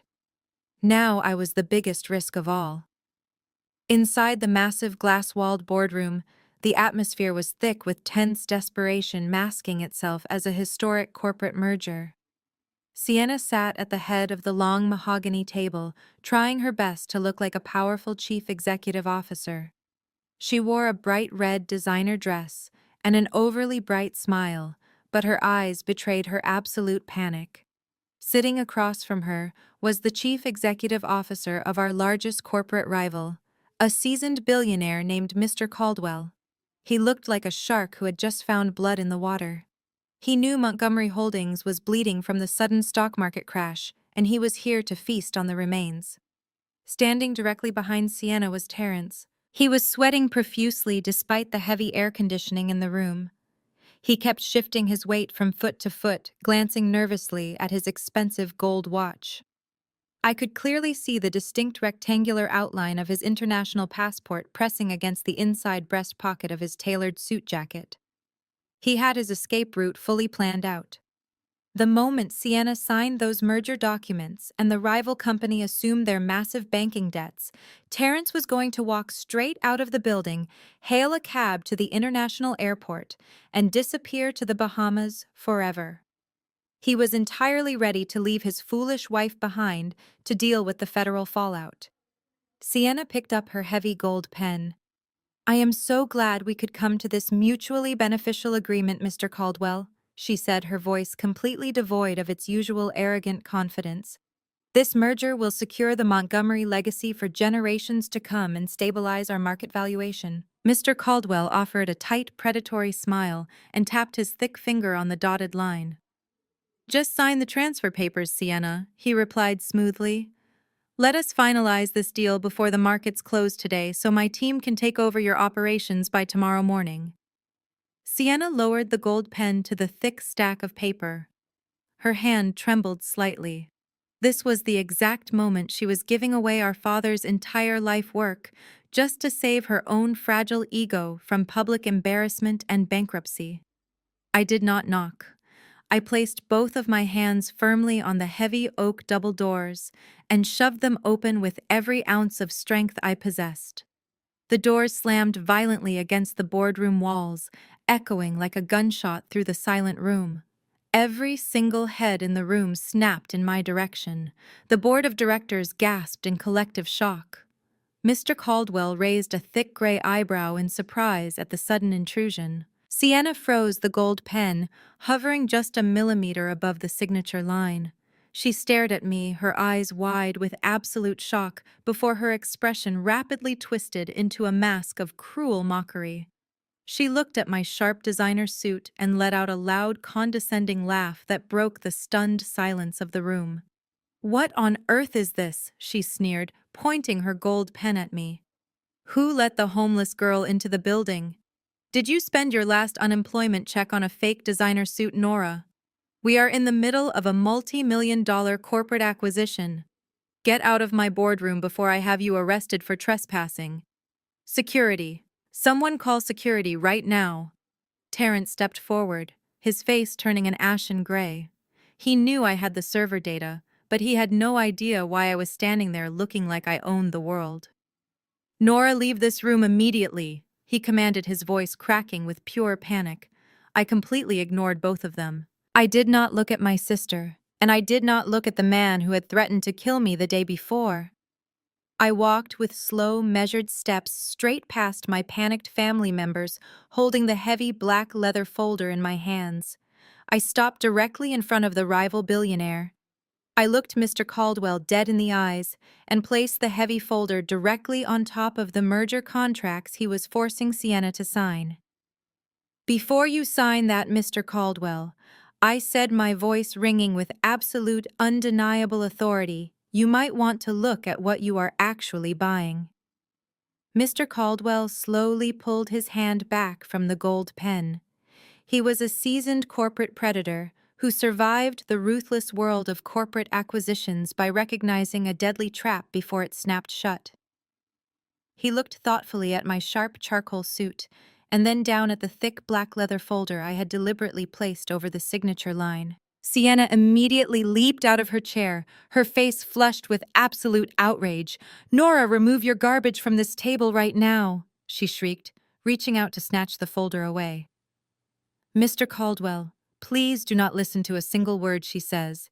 She is a disgruntled former data analyst who was fired last week for gross incompetence. She is just trying to cause a pathetic scene because she is completely broke and jealous of our success." Mr. Caldwell held up a single thick hand, silencing my sister instantly. He did not survive 3 decades on Wall Street by ignoring massive red flags right before closing a deal. "What exactly am I buying, Miss Montgomery?" he asked, his voice low and dangerous, keeping his sharp eyes locked entirely on mine.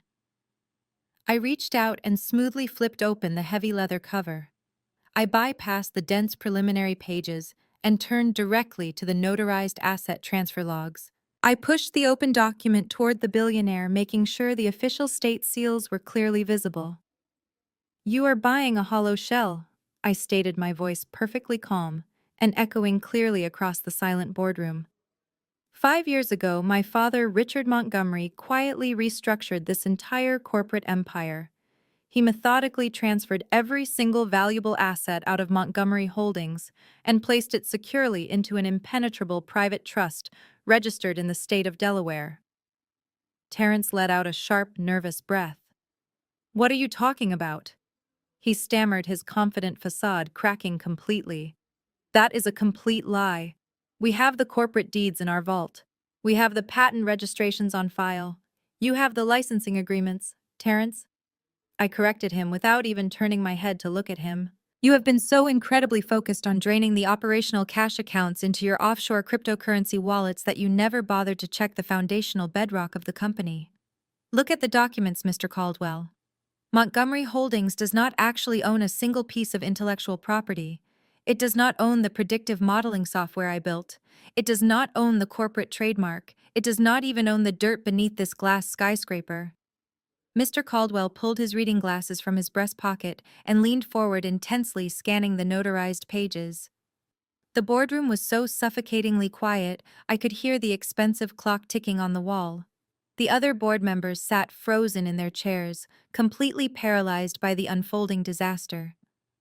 For the past 5 years, I continued pacing slowly down the length of the long mahogany table. Montgomery Holdings has been paying a massive monthly licensing fee to the Delaware Trust just to legally operate. My father handed you a company that was entirely dependent on a rental agreement, Terrence. He gave you the temporary illusion of power while keeping the actual wealth locked far away from your greedy hands. Sienna shook her head frantically, her perfectly styled blonde hair falling wildly out of place. "This is completely ridiculous," she laughed, her voice high and choked with rising panic. "Even if this fake trust exists, my husband and I are the chief executives. We own the operational company." I stopped pacing and finally turned to face my sister directly. "You own the office desks, Sienna," I said, delivering the final, devastating blow. "You own the ergonomic chairs, the water coolers, and the massive, crippling federal debt that your husband secretly created. But my trust owns the patents, the software, and the very building we are standing in. And as the sole trustee and singular beneficiary of the Nora Montgomery Private Trust, I am making an executive decision right here, today." I looked back at the billionaire, who was now staring at the legal documents in pure horror. "As of 9 o'clock this morning, I am officially terminating the Montgomery Holdings licensing agreement," I announced, my voice ringing with absolute, undeniable finality. "The company you are trying to buy no longer has the legal right to use its own name or sell its own software. You are about to absorb $20 million in bank debt for a corporation that literally cannot conduct business tomorrow." Terrence physically staggered backward, bumping hard against the thick glass wall of the boardroom. The terrifying realization of his complete failure washed over his ashen face. He was not just broke, He was entirely exposed to the federal government with absolutely no corporate shield to hide behind. Mr. Caldwell did not say another word. He took off his reading glasses and folded them neatly into his breast pocket. He picked up the incredibly lucrative purchase contract that Sienna had been milliseconds away from signing. With one smooth, violent motion, he ripped the thick stack of papers completely in half. He tossed the shredded contracts carelessly into the center of the mahogany table, like meaningless trash. "This deal is completely dead," Mr. Caldwell announced, his voice cold and unforgiving. He stood up from his leather chair, adjusted his suit jacket, and walked straight out of the executive boardroom without looking back. Mr. Caldwell left a suffocating silence. Sienna stood frozen, staring at the shredded pieces of the purchase contract. Her escape plan evaporated. She grasped the magnitude of the disaster. She spun around to face Terrence. "Terrence, do something," she pleaded. "Call him back. Tell him she is lying. Fix this right now." Terrence did not move. He was staring at me in terror. The chief financial officer was paralyzed. He realized I had outsmarted him. He knew the trust was real, and his fake empire was dead. I did not give them a single moment to recover. I walked to the media console. I pulled my father's smartphone from my tote bag. I grabbed the display cable and plugged it directly into the bottom port. The massive smart projector mounted on the far wall of the boardroom instantly flickered to life, brightly mirroring my phone screen for the entire board of directors to clearly see. "What on earth are you doing with that?" Sienna shrieked, stepping forward aggressively.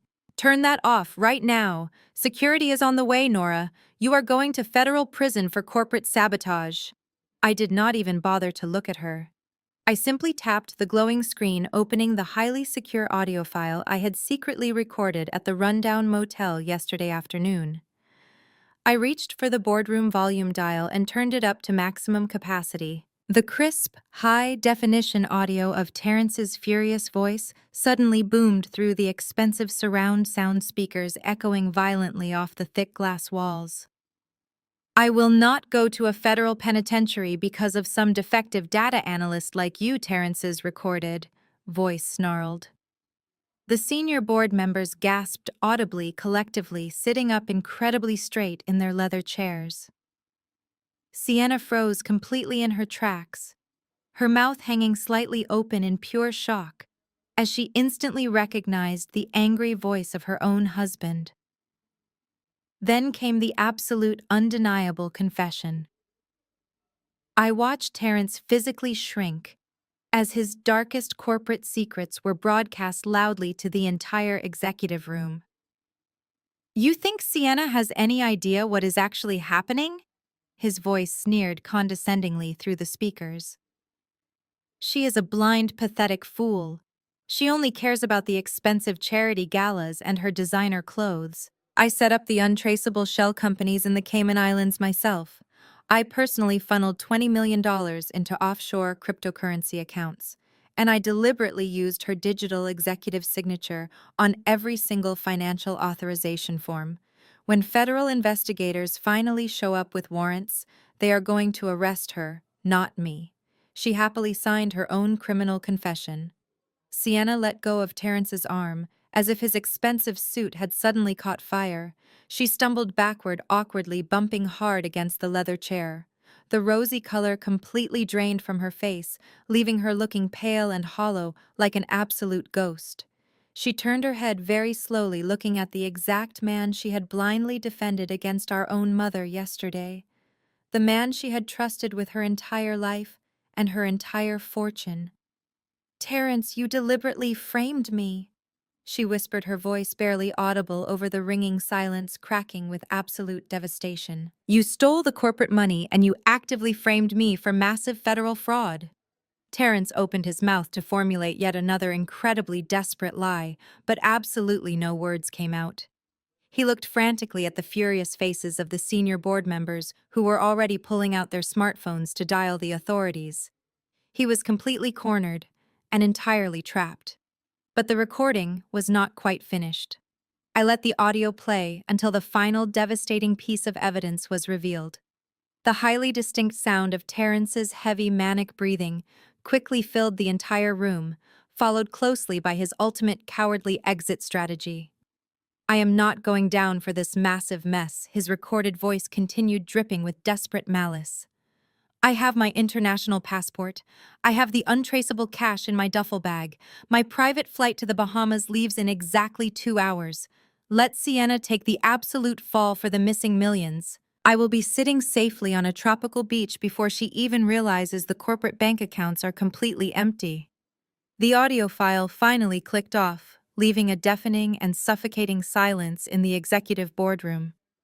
Sienna stood trembling violently, her tear-filled eyes locked entirely onto the distinct, rectangular outline of the international passport pressing against the inside breast pocket of Terrence's tailored suit jacket. He did not just frame her for a massive federal crime. He was actively planning to abandon her to face a decade in federal prison completely alone. He had booked his secret escape flight for exactly 2 hours from now. And he had only bought one single ticket. The heavy silence in the boardroom stretched until it finally snapped under the weight of Sienna's breaking reality. She stared at the man she had married, the man she had blindly elevated to the highest executive ranks of our family company. Her entire life was built on a foundation of absolute privilege and superiority.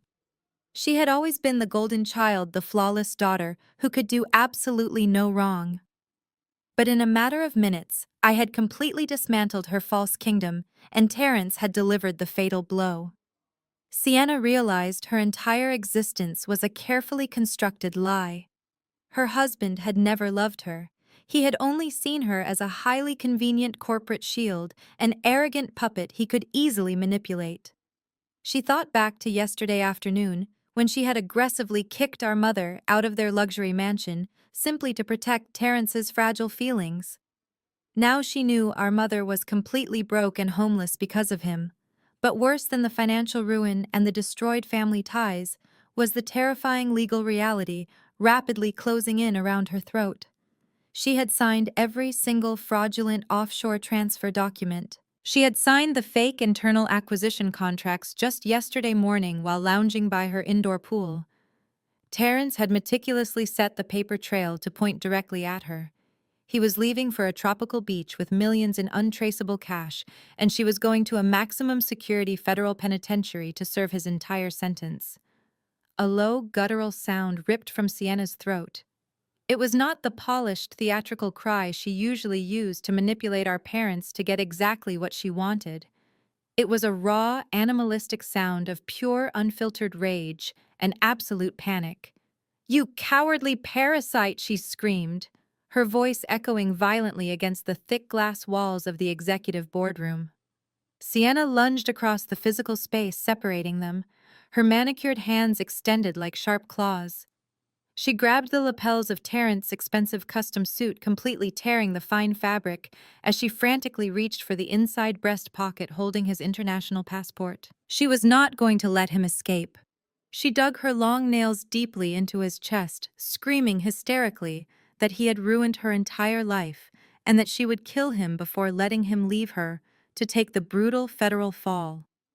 Terrence lost the very last shred of his composed corporate disguise. The charming, charismatic chief financial officer vanished completely, replaced by a desperate cornered animal willing to do absolutely whatever it took to survive. He did not try to calm his wife down or explain himself. He did not offer a single word of apology. He simply raised his large hands and violently shoved Sienna backward with maximum brutal force. Sienna stumbled hard, her expensive designer heels snapping loudly under her uneven weight.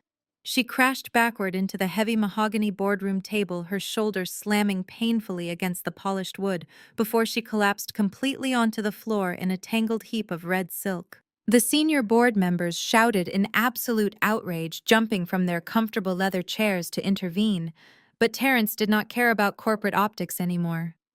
The truth was, out his fraud was entirely exposed, and his only priority was catching the private flight leaving in less than 2 hours. "Get out of my way!"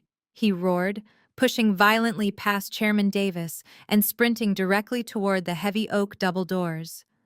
He burst out of the executive boardroom and bolted down the plush carpeted hallway. His heavy, frantic footsteps echoed loudly through the quiet penthouse suite. The executive receptionist screamed in terror and ducked behind her large mahogany desk as Terrence charged past her, knocking over a heavy marble display pedestal in his blind panic. He reached the main executive elevator bank, breathing heavily, his suit torn and his expensive silk tie hanging loosely around his sweaty neck. He aggressively slammed his hand against the down button, hitting it over and over again in a frantic, desperate rhythm. He kept glancing nervously over his shoulder, expecting boardroom security to tackle him to the ground at any second. But I had not called building security. I had made a much more important phone call yesterday evening right after I unlocked my father's phone and accessed the Geneva server. "Come on, open the doors," Terrence muttered, his eyes wild with absolute desperation. "Just open the doors and get me out of here." The digital floor indicator above the elevator chimed a sharp, high-pitched note signaling its arrival at the penthouse level. Terrence let out a loud, dramatic gasp of relief, shifting his heavy duffel bag of stolen cash higher onto his broad shoulder. He stepped forward, preparing to rush inside the moment the polished steel doors parted. The heavy doors smoothly slid open, but the elevator car was not empty, and it was absolutely not taking him down to the lobby. Standing shoulder to shoulder inside the elevator car were four heavily armed federal agents wearing dark tactical windbreakers with the bright yellow letters FBI boldly printed across their chests. They had their hands resting securely on their weapons, and their cold, calculating eyes were locked dead onto Terrence. The lead federal agent stepped forward, blocking the exit, completely preventing any chance of escape. Terrence skidded to a violent halt, his expensive leather shoes sliding across the plush carpet. He stared at the four federal agents blocking his escape route, his chest heaving with exertion and sheer panic. The lead agent, a tall man with a stern expression and sharp gray eyes, stepped smoothly out of the elevator car. He reached into his windbreaker and pulled out a gold badge, flashing it directly in Terrence's face. "Terrence, you are under federal arrest for massive wire fraud, corporate embezzlement, and fleeing the jurisdiction," the agent announced, his voice echoing loudly down the quiet hallway. "Place your hands on top of your head and turn around immediately." Terrence dropped his heavy canvas duffel bag. The bag hit the floor with a loud thud, the zipper splitting open to reveal thick stacks of $100 bills spilling onto the carpet. It was the absolute worst possible evidence he could have dropped. He slowly raised his trembling hands, lacing his fingers behind his head.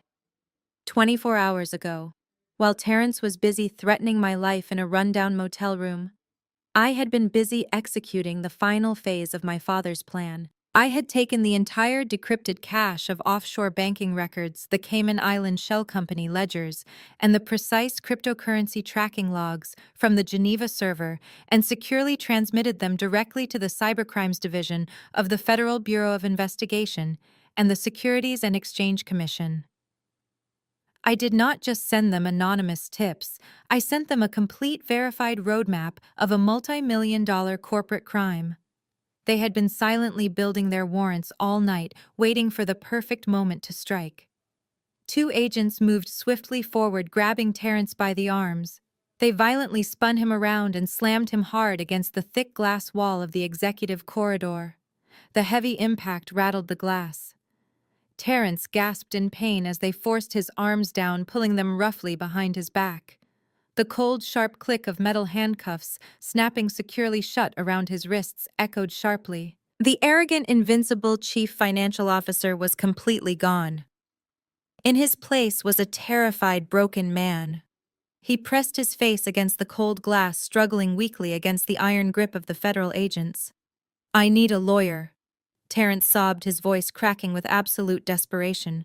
"You cannot do this. I am a prominent corporate executive. I demand my phone. I need to call my legal team right now." The lead agent ignored his frantic pleas. "You have the right to remain silent." The agent recited calmly, reading him his Miranda rights while patting him down and confiscating his international passport. "Anything you say can and will be used against you in a court of law." while two agents marched a crying Terrence toward the freight elevators. The lead agent and a female agent bypassed him completely and walked purposefully through the heavy oak double doors into the executive boardroom. The room was in absolute chaos. The senior board members were standing around the mahogany table, looking completely bewildered. Sienna was still sitting on the floor where Terrence had violently shoved her, surrounded by the shredded pieces of the ruined purchase contract. When she saw the federal agents enter, she let out a loud, dramatic sigh of relief. "Thank God you are here," Sienna cried out, pointing a shaking finger toward the hallway. "My husband just assaulted me. He stole millions of dollars from our company. He framed me for the entire thing. You have to go after him before he catches his flight to the Bahamas." The female agent walked directly toward Sienna, her expression completely unreadable. "We already have him in custody," the agent said, pulling a pair of metal handcuffs from her tactical belt. "But we are not just here for your husband." Sienna frowned, wiping a tear from her cheek. "What do you mean?" she asked, her voice filled with genuine confusion. "I am the victim here. You are the chief executive officer of Montgomery Holdings," the agent replied, her tone strictly professional. "We have confiscated your digital servers and 4 physical contracts signed in wet ink by you yesterday morning, authorizing the illegal transfer of $7 million into an offshore shell company. Sienna, you are under arrest for corporate fraud, embezzlement, and conspiracy to commit federal money laundering." Sienna gasped, her eyes widening in pure, absolute terror as the female agent reached down and firmly grabbed her wrist. "No, wait, you do not understand," Sienna shrieked, struggling to pull her arm away. "I did not read those documents. Terrence told me it was just standard compliance paperwork. I did not know what I was signing." The agent effortlessly twisted Sienna's arms behind her back and clamped the cold steel cuffs securely around her wrists. "Ignorance of the law is not a valid legal defense," the agent stated, pulling Sienna roughly to her feet. "You have the right to remain silent." Sienna was sobbing hysterically now, her expensive red designer dress wrinkled and torn. The reality of her massive arrogance had finally caught up with her. She looked wildly around the boardroom, searching for anyone to save her. The senior board members actively looked away, refusing to make eye contact with a federal criminal. Finally, her terrified eyes locked directly onto me. I stood perfectly still in my sharp charcoal suit, holding the heavy black leather folder that proved I owned the entire empire. "Nora, please," Sienna begged, her voice cracking with raw, desperate panic. "You know I am innocent. You know Terrence manipulated me.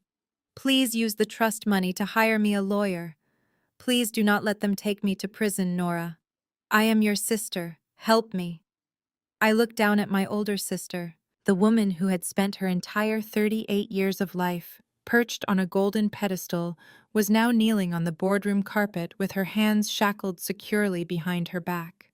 Her expensive designer mascara ran in dark, thick streaks down her pale cheeks, dropping onto her ruined silk dress.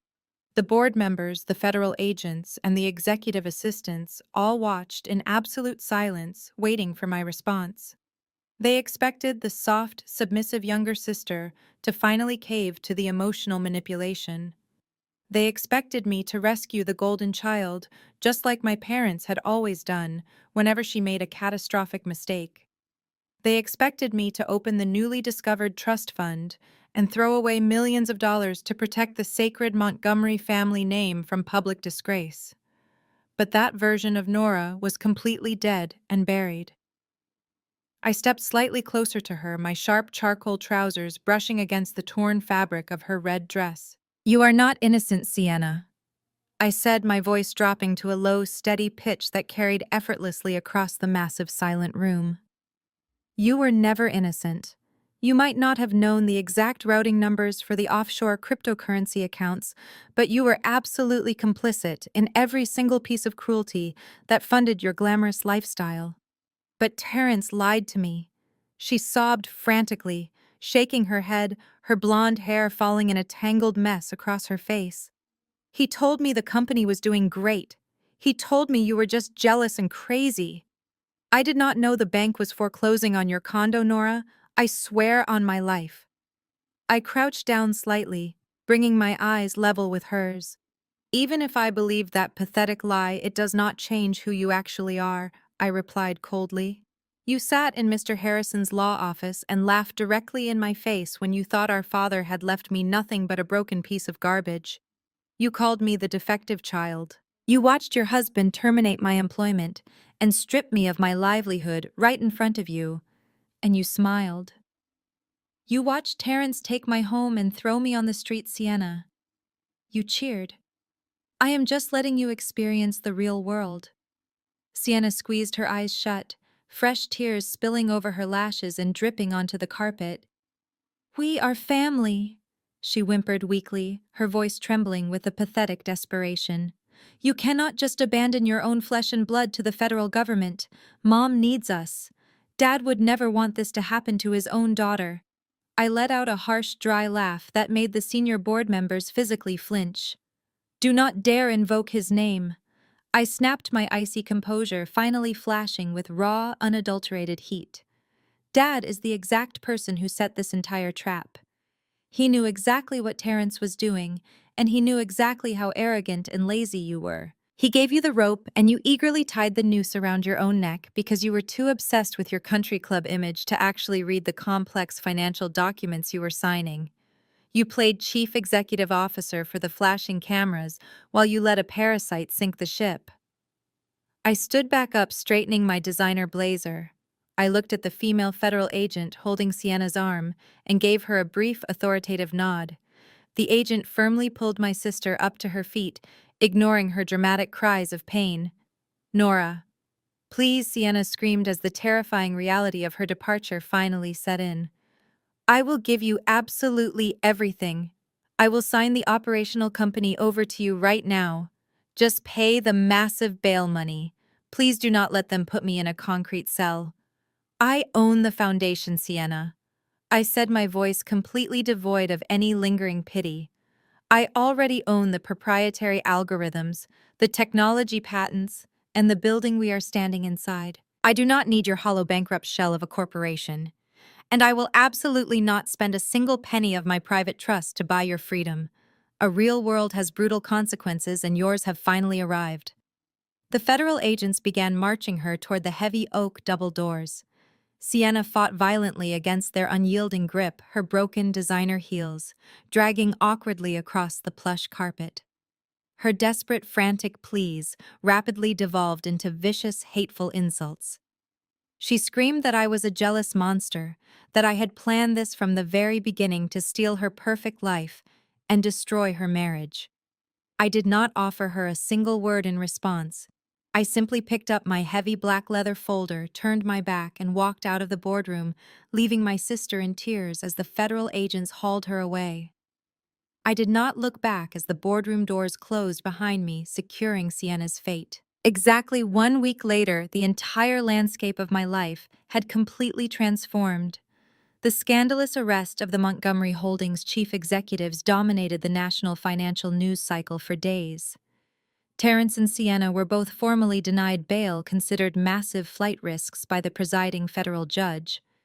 With the operational company completely paralyzed by the federal investigation and its assets frozen, I smoothly activated the legal protocols of the Nora Montgomery Private Trust. I assumed full absolute control of the intellectual property and the corporate real estate, preparing to rebuild a brand new legitimate enterprise from the ashes of their unprecedented greed. I was sitting outside an exclusive high-end coffee shop located just across the street from my glass skyscraper, enjoying the crisp morning air and reviewing the new architectural plans for the corporate lobby. I took a slow sip of my black coffee, relishing the quiet peace of my new reality. But that hard-earned peace was abruptly shattered by a desperate, frantic voice calling my name across the patio. I looked up from my digital tablet to see my mother Caroline rushing across the busy sidewalk. She was practically unrecognizable. The pristine white cashmere coats, the flawless makeup, and the oversized dark designer sunglasses were completely gone. She wore a wrinkled beige raincoat, and her usually immaculate blonde hair was frizzy and unkempt. She looked incredibly fragile and aged, stripped entirely of the arrogant superiority that had defined her existence. She pulled out the metal chair across from me and collapsed into it, breathing heavily. "Nora, thank God I finally found you," she gasped, her hands shaking violently as she reached across the small cafe table, trying to grab my hand. "I have been calling your old phone number for 3 days straight. You have to help me, Nora. The bank just served me with official eviction papers this morning. They are seizing the entire estate." I smoothly pulled my hand back, placing it securely in my lap. I looked at her with the exact same analytical detachment I used to assess corporate risk. "Terrence liquidated your retirement fund, Mom," I said plainly. "The federal government has seized all of his offshore assets, including the Cayman Island shell companies holding your money. You are completely bankrupt. Of course, the bank is taking the house, but you have the trust." Caroline pleaded, her eyes wide and panicked as she leaned closer. "I saw the news reports, Nora. You control the entire foundation of the company. You have millions of dollars in liquid capital. You can easily pay off the estate mortgage and reinstate my monthly allowance. You have to let me move into a luxury penthouse with you. We are blood, Nora. Family sticks together." The absolute audacity of her statement hung heavily in the air between us. I stared at the woman who had spent 34 years treating me like an unwanted burden. "Family sticks together," I repeated slowly, testing the bitter taste of the hollow words. "Is that what family does, Mom?" Because I distinctly remember a very different version of this family. Where was this fierce family loyalty last week, when I was sitting in Mr. Harrison's law office? I asked, keeping my voice dangerously level. "When Terrence fired me and told me he had secretly mortgaged my condo, you did not say a single word to defend me. You looked at your diamond rings and told me not to make a scene. When I was thrown out into the freezing rain to live in a rundown motel, you completely ignored me until you needed $5,000 to pay for a superficial country club luncheon. You happily watched them strip me of my livelihood and my home just so you could keep your platinum credit card." Caroline began to sob loudly, covering her face with her shaking hands. "I made a massive mistake, Nora. I trusted the wrong daughter. I am so incredibly sorry. Please, you cannot let your own mother end up on the streets. It would be a massive public humiliation for the Montgomery family name. Even now, facing total ruin, she only cared about the public image. She was not sorry for how she treated me. She was only sorry she had backed the losing horse." I picked up my tablet and my coffee cup, preparing to leave. I reached into my designer handbag and pulled out a tri-folded glossy brochure I had specifically printed out that morning, anticipating this exact, inevitable encounter. I dropped the brochure directly onto the cafe table right in front of her tear-stained face. "This is a state-funded low-income senior living facility located on the outskirts of the city," I said coldly. "They accept residents who have zero financial assets. I took the liberty of filling out the preliminary application for you. You should probably call them today before the waiting list gets too long." Caroline stared at the cheap brochure in absolute horror, her mouth hanging open. "You cannot do this to me," she whispered, her voice cracking with pure devastation. "I am your mother, and I am the defective child," I replied smoothly. "Good luck, Mom."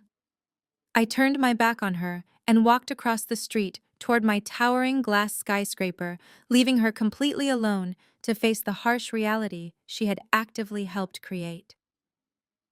I walked back into the grand marble lobby of my building, feeling a profound sense of closure. The old era of the Montgomery family was officially dead, and the final corporate funeral was already underway. Over the next few weeks, the hollow shell of Montgomery Holdings completely unraveled on the public stage. Financial news networks covered the spectacular collapse daily, analyzing how a $65 million empire could disintegrate overnight. Without the legal rights to use my proprietary algorithms or the corporate trademarks, the company had absolutely zero revenue streams. They could not legally sell a single piece of software or secure a single client contract. The primary corporate lenders who had so aggressively demanded their $20 million quickly realized they were holding a completely empty bag. Terrence had stolen all the liquid cash, and my private trust held all the actual value. The federal receivers stepped in and formally filed for Chapter 7 corporate bankruptcy. The prestigious company my sister had ruined was unceremoniously dragged onto the public auction block. The banks were absolutely furious, but they had no legal recourse against my Delaware trust. The trust was an entirely separate legal entity, fully protected by impenetrable state privacy laws. The banks were forced to absorb the massive $20 million loss, writing it off as a catastrophic bad debt, while the federal government continued hunting down Terrence's offshore cryptocurrency accounts. When the bankruptcy auction finally took place, I attended in person. I walked into the crowded downtown courthouse wearing my sharp charcoal designer suit, holding my heavy black leather folder. The room was filled with bargain-hunting corporate liquidators, hoping to buy cheap office furniture and discounted computer servers. But I was not there to buy used chairs. I was there to legally reclaim my physical kingdom for pennies on the dollar. Acting as the sole trustee, I used a tiny fraction of the vast liquid capital held within the Nora Montgomery Private Trust to sweep the entire auction. I purchased every single remaining operational asset from the bankrupt shell of Montgomery Holdings. I bought the executive desks, the high-end server racks, the physical employee contracts, and the entire technical infrastructure. Because the company was drowning in massive debt and possessed zero intellectual property, I acquired the entire physical framework of the corporation for an absolute fraction of its original perceived value. The corporate liquidators in the auction room simply could not compete with my strategic leverage. With the physical assets legally secured, I returned to my glass skyscraper and initiated the ultimate corporate merger. I officially combined the newly purchased operational infrastructure with the untouchable intellectual property locked safely inside my Delaware trust. I sat at my desk and signed the massive stack of legal paperwork with a heavy gold pen. I drafted a brand new corporate charter and filed it with the state, completely erasing the tainted Montgomery Holdings name from the business registry forever. In its place, I created a brand new entity, Montgomery Trust Analytics. I stood on the bustling downtown sidewalk a few days later, watching a massive construction crane carefully lower the old gold-plated corporate logo from the top of the glass skyscraper. In its place, they hoisted a sleek modern silver sign displaying the new company name. It was a massive public declaration of my total victory. The company was no longer built on my father's toxic manipulation or my sister's fragile ego. It was built entirely on my own analytical brilliance and my unyielding resilience. I rode the private executive elevator up to the penthouse suite. The boardroom where Sienna had desperately tried to sell my inheritance was completely transformed.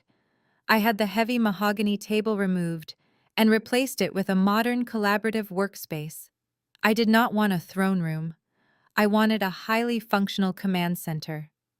I spent my first official week as the chief executive officer restructuring the entire workforce. I ruthlessly fired every single complacent executive who had enabled Terrence's massive fraud or turned a blind eye to his toxic behavior. I promoted the hardworking analysts and the brilliant software engineers who had always been forced to hide in the shadows just like I had. I doubled their salaries and gave them actual equity in the new company, ensuring their absolute loyalty and dedication to our shared vision. I walked into my new spacious corner office and stood by the floor-to-ceiling glass windows, looking out over the sprawling Chicago skyline. The financial markets had already responded incredibly well to the corporate restructuring. Montgomery Trust Analytics was completely debt-free, heavily capitalized, and highly profitable from its very first day of operation. I was no longer the dismissed younger sister or the invisible data analyst. I was the sole owner, the visionary, and the absolute undisputed titan of a billion-dollar empire. 6 months later, the crisp autumn air had turned into a bitter, freezing winter. I took a morning away from my corner office and walked through the heavy oak doors of the federal courthouse in downtown Chicago.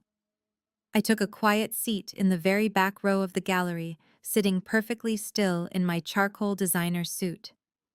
The courtroom was packed with financial journalists and curious spectators eager to witness the final chapter of the Montgomery family scandal. Terrence sat heavily at the defense table. The impeccably tailored chief financial officer was completely gone. He wore a loose-fitting, bright orange prison jumpsuit. His wrists and ankles were bound with heavy metal chains that clinked loudly every time he shifted his weight. His hair was cropped close to his scalp, and his skin had a sickly, pale gray tone. He looked like a hollow, defeated shell of a man. The federal judge, a stern woman with zero tolerance for corporate predators, looked down at him from her high bench with absolute disgust. She did not waste time with pleasantries. She listed his extensive crimes, reading off the massive wire fraud, the offshore embezzlement, and the cowardly attempt to flee the jurisdiction with millions in stolen cash. Then she delivered the final devastating blow. She sentenced Terrence to 15 years in a maximum security federal penitentiary without any possibility of early parole. Terrence did not shout or argue. He did not even look back at the crowded gallery. He simply lowered his head, staring blankly at the scuffed wooden floor, as the armed federal marshals grabbed his chained arms and dragged him through the heavy side door to begin his new miserable life in a concrete cage. Sienna sat at a different table across the room, completely separated from the husband she had thrown entirely under the bus. She had spent the last 6 months fighting desperately to avoid a prison cell. To save her own skin, she had taken a brutal plea deal, turning state witness and providing the federal prosecutors with every single detail of Terrence's manipulation. Her absolute betrayal kept her out of an orange jumpsuit, but it did not save her life. Sienna looked incredibly frail. She wore a cheap, plain gray dress that fit her poorly.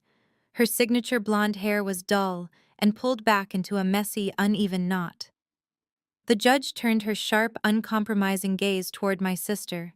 She acknowledged Sienna's cooperation, but she made it abundantly clear that ignorance and extreme arrogance were not valid excuses for facilitating a multi-million-dollar federal crime.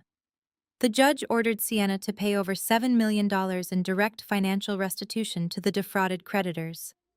Because Montgomery Holdings was completely bankrupt, the restitution fell entirely on Sienna's personal estate. The judge formally ordered the immediate seizure of the sprawling Hamptons mansion, the entire fleet of luxury cars, and every single piece of designer jewelry Sienna had ever flaunted. Her personal bank accounts were completely drained by the federal government. She was declared legally and absolutely bankrupt.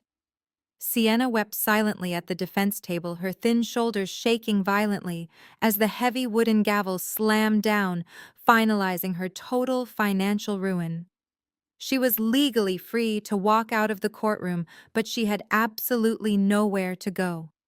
The court officially adjourned, and the crowded gallery began to empty into the grand marble hallway. I stood up and walked slowly toward the heavy glass exit doors, watching my sister walking a few paces ahead of me. She moved like an invisible ghost, completely ignored by the financial journalists who had once praised her as a brilliant corporate visionary. I pushed through the revolving doors and stepped out onto the wide concrete steps of the courthouse. The sky above Chicago had bruised into a dark, angry purple, and a torrential, freezing downpour was washing heavily over the busy city streets. Sienna stopped at the edge of the concrete overhang. She had no thick cashmere coat and no black umbrella to shield her from the biting wind. There was no sleek black limousine idling at the curb, waiting to whisk her away to a warm, safe mansion.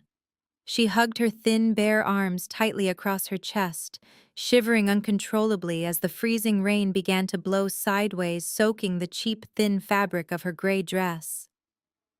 I stood completely dry under the deep shelter of the courthouse archway, watching her. I did not feel a single ounce of pity or regret. She looked exactly the way I had looked 6 months ago, standing in the corporate parking lot. She had been completely stripped of her career, her luxurious home, her transportation, and her family. She was entirely broken and completely alone, standing in the freezing rain, holding absolutely nothing. I turned up the collar of my designer coat and stepped into the waiting town car, leaving my sister behind in the freezing downpour. I did not look out the rear window as the driver pulled away from the courthouse. The past was finally closed and the future was entirely mine to build. 2 years have passed since that rainy afternoon. I am currently sitting behind a massive, sleek mahogany desk in the corner penthouse office of Montgomery Trust Analytics. The view from my floor-to-ceiling windows stretches across the entire Chicago skyline, a sprawling network of glass and steel that I now navigate with absolute authority. My office does not look anything like the ostentatious executive suites Terrence and Sienna used to decorate. There are no useless marble pedestals or flashy gold accents. Everything in this room serves a distinct purpose, reflecting the sharp, calculated efficiency of a data risk analyst who knows exactly how fragile an empire can be. I do not just sit back and passively collect corporate dividends from my inherited intellectual property. I actively run the company every single day. Montgomery Trust Analytics has evolved into the premier corporate auditing and digital security firm in the country. My entire business model is built directly on the painful lessons my family taught me. We specialize in aggressive forensic data analysis, hunting down internal financial anomalies and hidden corporate liabilities before they can destroy a business. I personally handle the most sensitive cases. Just this morning, I concluded a massive internal investigation for a prominent female founder in Silicon Valley, whose male board members were secretly conspiring to dilute her equity and force her out of her own tech startup. Using the exact same analytical methodologies I used to dismantle Terrence's offshore shell companies, my team tracked the illegal backchannel communications and the hidden financial transfers of her corrupt board. We handed her a fully encrypted dossier of undeniable leverage. She fired the entire board before lunch and secured her absolute control over the company she built. Helping vulnerable business owners protect their lifework from greedy corporate parasites has become my greatest professional satisfaction. I am the shield they need and the sword they never saw coming. I employ over 300 of the brightest analytical minds in the industry. I pay them exceptionally well and demand absolute transparency. There are no golden children in my corporate structure. There is no toxic nepotism or blind favoritism. You earn your position through undeniable competence and unwavering integrity. I walk through the glass corridors of my firm, and my employees do not lower their heads in fear or whisper behind my back. They look me in the eye with genuine respect because they know I built this sanctuary from the ground up by surviving the ultimate corporate betrayal. Sometimes my team provides me with brief updates regarding my former family. Sienna is currently working as a low-level retail associate at a suburban department store, struggling to pay her massive court-ordered financial restitution on a minimum wage salary. My mother Caroline lives in the exact state-funded senior facility I recommended, complaining bitterly to the nursing staff about how her wealthy, ungrateful daughter abandoned her. I do not feel a single ounce of guilt when I hear these reports. I only feel absolute clarity. They are exactly where their own actions place them. I close the encrypted client file on my laptop and lean back in my ergonomic leather chair. My eyes drift across the polished surface of my mahogany desk, stopping on a highly specific object, resting perfectly centered near the edge. It is not an expensive modern art piece or a crystal corporate award. It is a small, scuffed black smartphone. The device is completely dead, the battery permanently drained long ago. But I did not throw it away. I had it professionally mounted inside a custom-built bulletproof glass display case, resting on a solid brushed steel base. The screen is forever dark, reflecting the ambient light of my corner office. Visitors and high-level corporate clients frequently ask me about it, assuming it is the very first piece of technology I ever coded, or a sentimental prototype from the early days of the company. I never correct them. I just smile politely and tell them it is a critical piece of my foundational history. They have absolutely no idea what that small piece of glass and metal truly represents. It is a permanent daily reminder of my father, Richard Montgomery, and his incredibly brilliant but terrifyingly ruthless final lesson. He knew that inherited wealth often creates weak, arrogant fools. He knew that giving me a safe, comfortable executive position would only make me a soft target for manipulative predators. My father did not want to leave behind a vulnerable heiress. He wanted to forge a corporate titan capable of defending his legacy in the darkest and most treacherous waters of the business world. He deliberately handed me a ticking time bomb and forced me to either learn how to defuse it or die in the blast. I did not die in that blast. I stood directly at the absolute epicenter and let the intense shockwave shatter every single illusion I had ever held about love, loyalty, and familial obligation. Growing up in the suffocating exclusive bubble of the American elite, I was heavily programmed to believe that family was an unbreakable bond. I was taught that wealth was a birthright measured entirely in designer labels, exclusive country club memberships, and sprawling zip codes. My father, however, knew that version of wealth was nothing but a fragile temporary illusion. He knew that true power in modern America is not defined by the expensive car you drive or the extravagant charity galas you throw to impress your superficial friends. True power is absolute leverage. It is the invisible intellectual property, the complex lines of proprietary code, and the ironclad legal trusts that dictate who actually controls the concrete foundation of the business. Terence and Sienna desperately wanted the shiny gold crown, but they were completely oblivious to the castle rapidly crumbling beneath their own feet. For 34 years, I willingly allowed myself to be defined by their cruel and dismissive narrative. I was the designated family scapegoat. I was the highly convenient punching bag they regularly used to elevate their own massive insecurities. I foolishly thought that endurance was a noble virtue. I genuinely believed that if I just worked hard enough, kept my head down, and quietly proved my intellectual value to the company, they would eventually make a space for me at their table. But toxic families do not reward loyalty or hard work. They only exploit it. The more you endure their abuse, the more they demand your absolute submission. When my father died, he did not just casually cut me out of the corporate will. He violently kicked the chair out from under me. He deliberately stripped away my corporate identity, my shelter, and my lifelong familial safety net, forcing me into a state of absolute terrifying isolation. Isolation is a brutal and unforgiving teacher, but it is also the ultimate forge for the human spirit. When you are sitting completely alone in a freezing rundown roadside motel room with exactly $0 to your name and the rain beating against the thin glass window, you finally realize that nobody is coming to save you. You have to save yourself. My father did not hand me $1 billion empire on a silver platter, because he knew I would have likely just handed it over to Sienna and Terence simply to keep the fragile family peace. I was too conditioned to yield to their demands. He had to make me hate them enough to fight back. He had to push me directly into the blazing fire so I could completely burn away the soft, submissive daughter and forge my own impenetrable armor. He gave me the raw, unrefined ore, but I had to be the one to swing the heavy hammer. I had to choose to become the titan he always knew I could be. Now I look out over this sprawling city and I see the business world through a completely different analytical lens. I see hidden vulnerabilities and deep structural weaknesses in every skyscraper. I see exactly how easily a massive legacy can be systematically dismantled by blind arrogance and unchecked greed. But more importantly, I see the incredible unyielding strength that comes from absolute self-reliance. I am no longer tied to the Montgomery name as a toxic symbol of old money privilege or massive corporate fraud. I have entirely redefined it.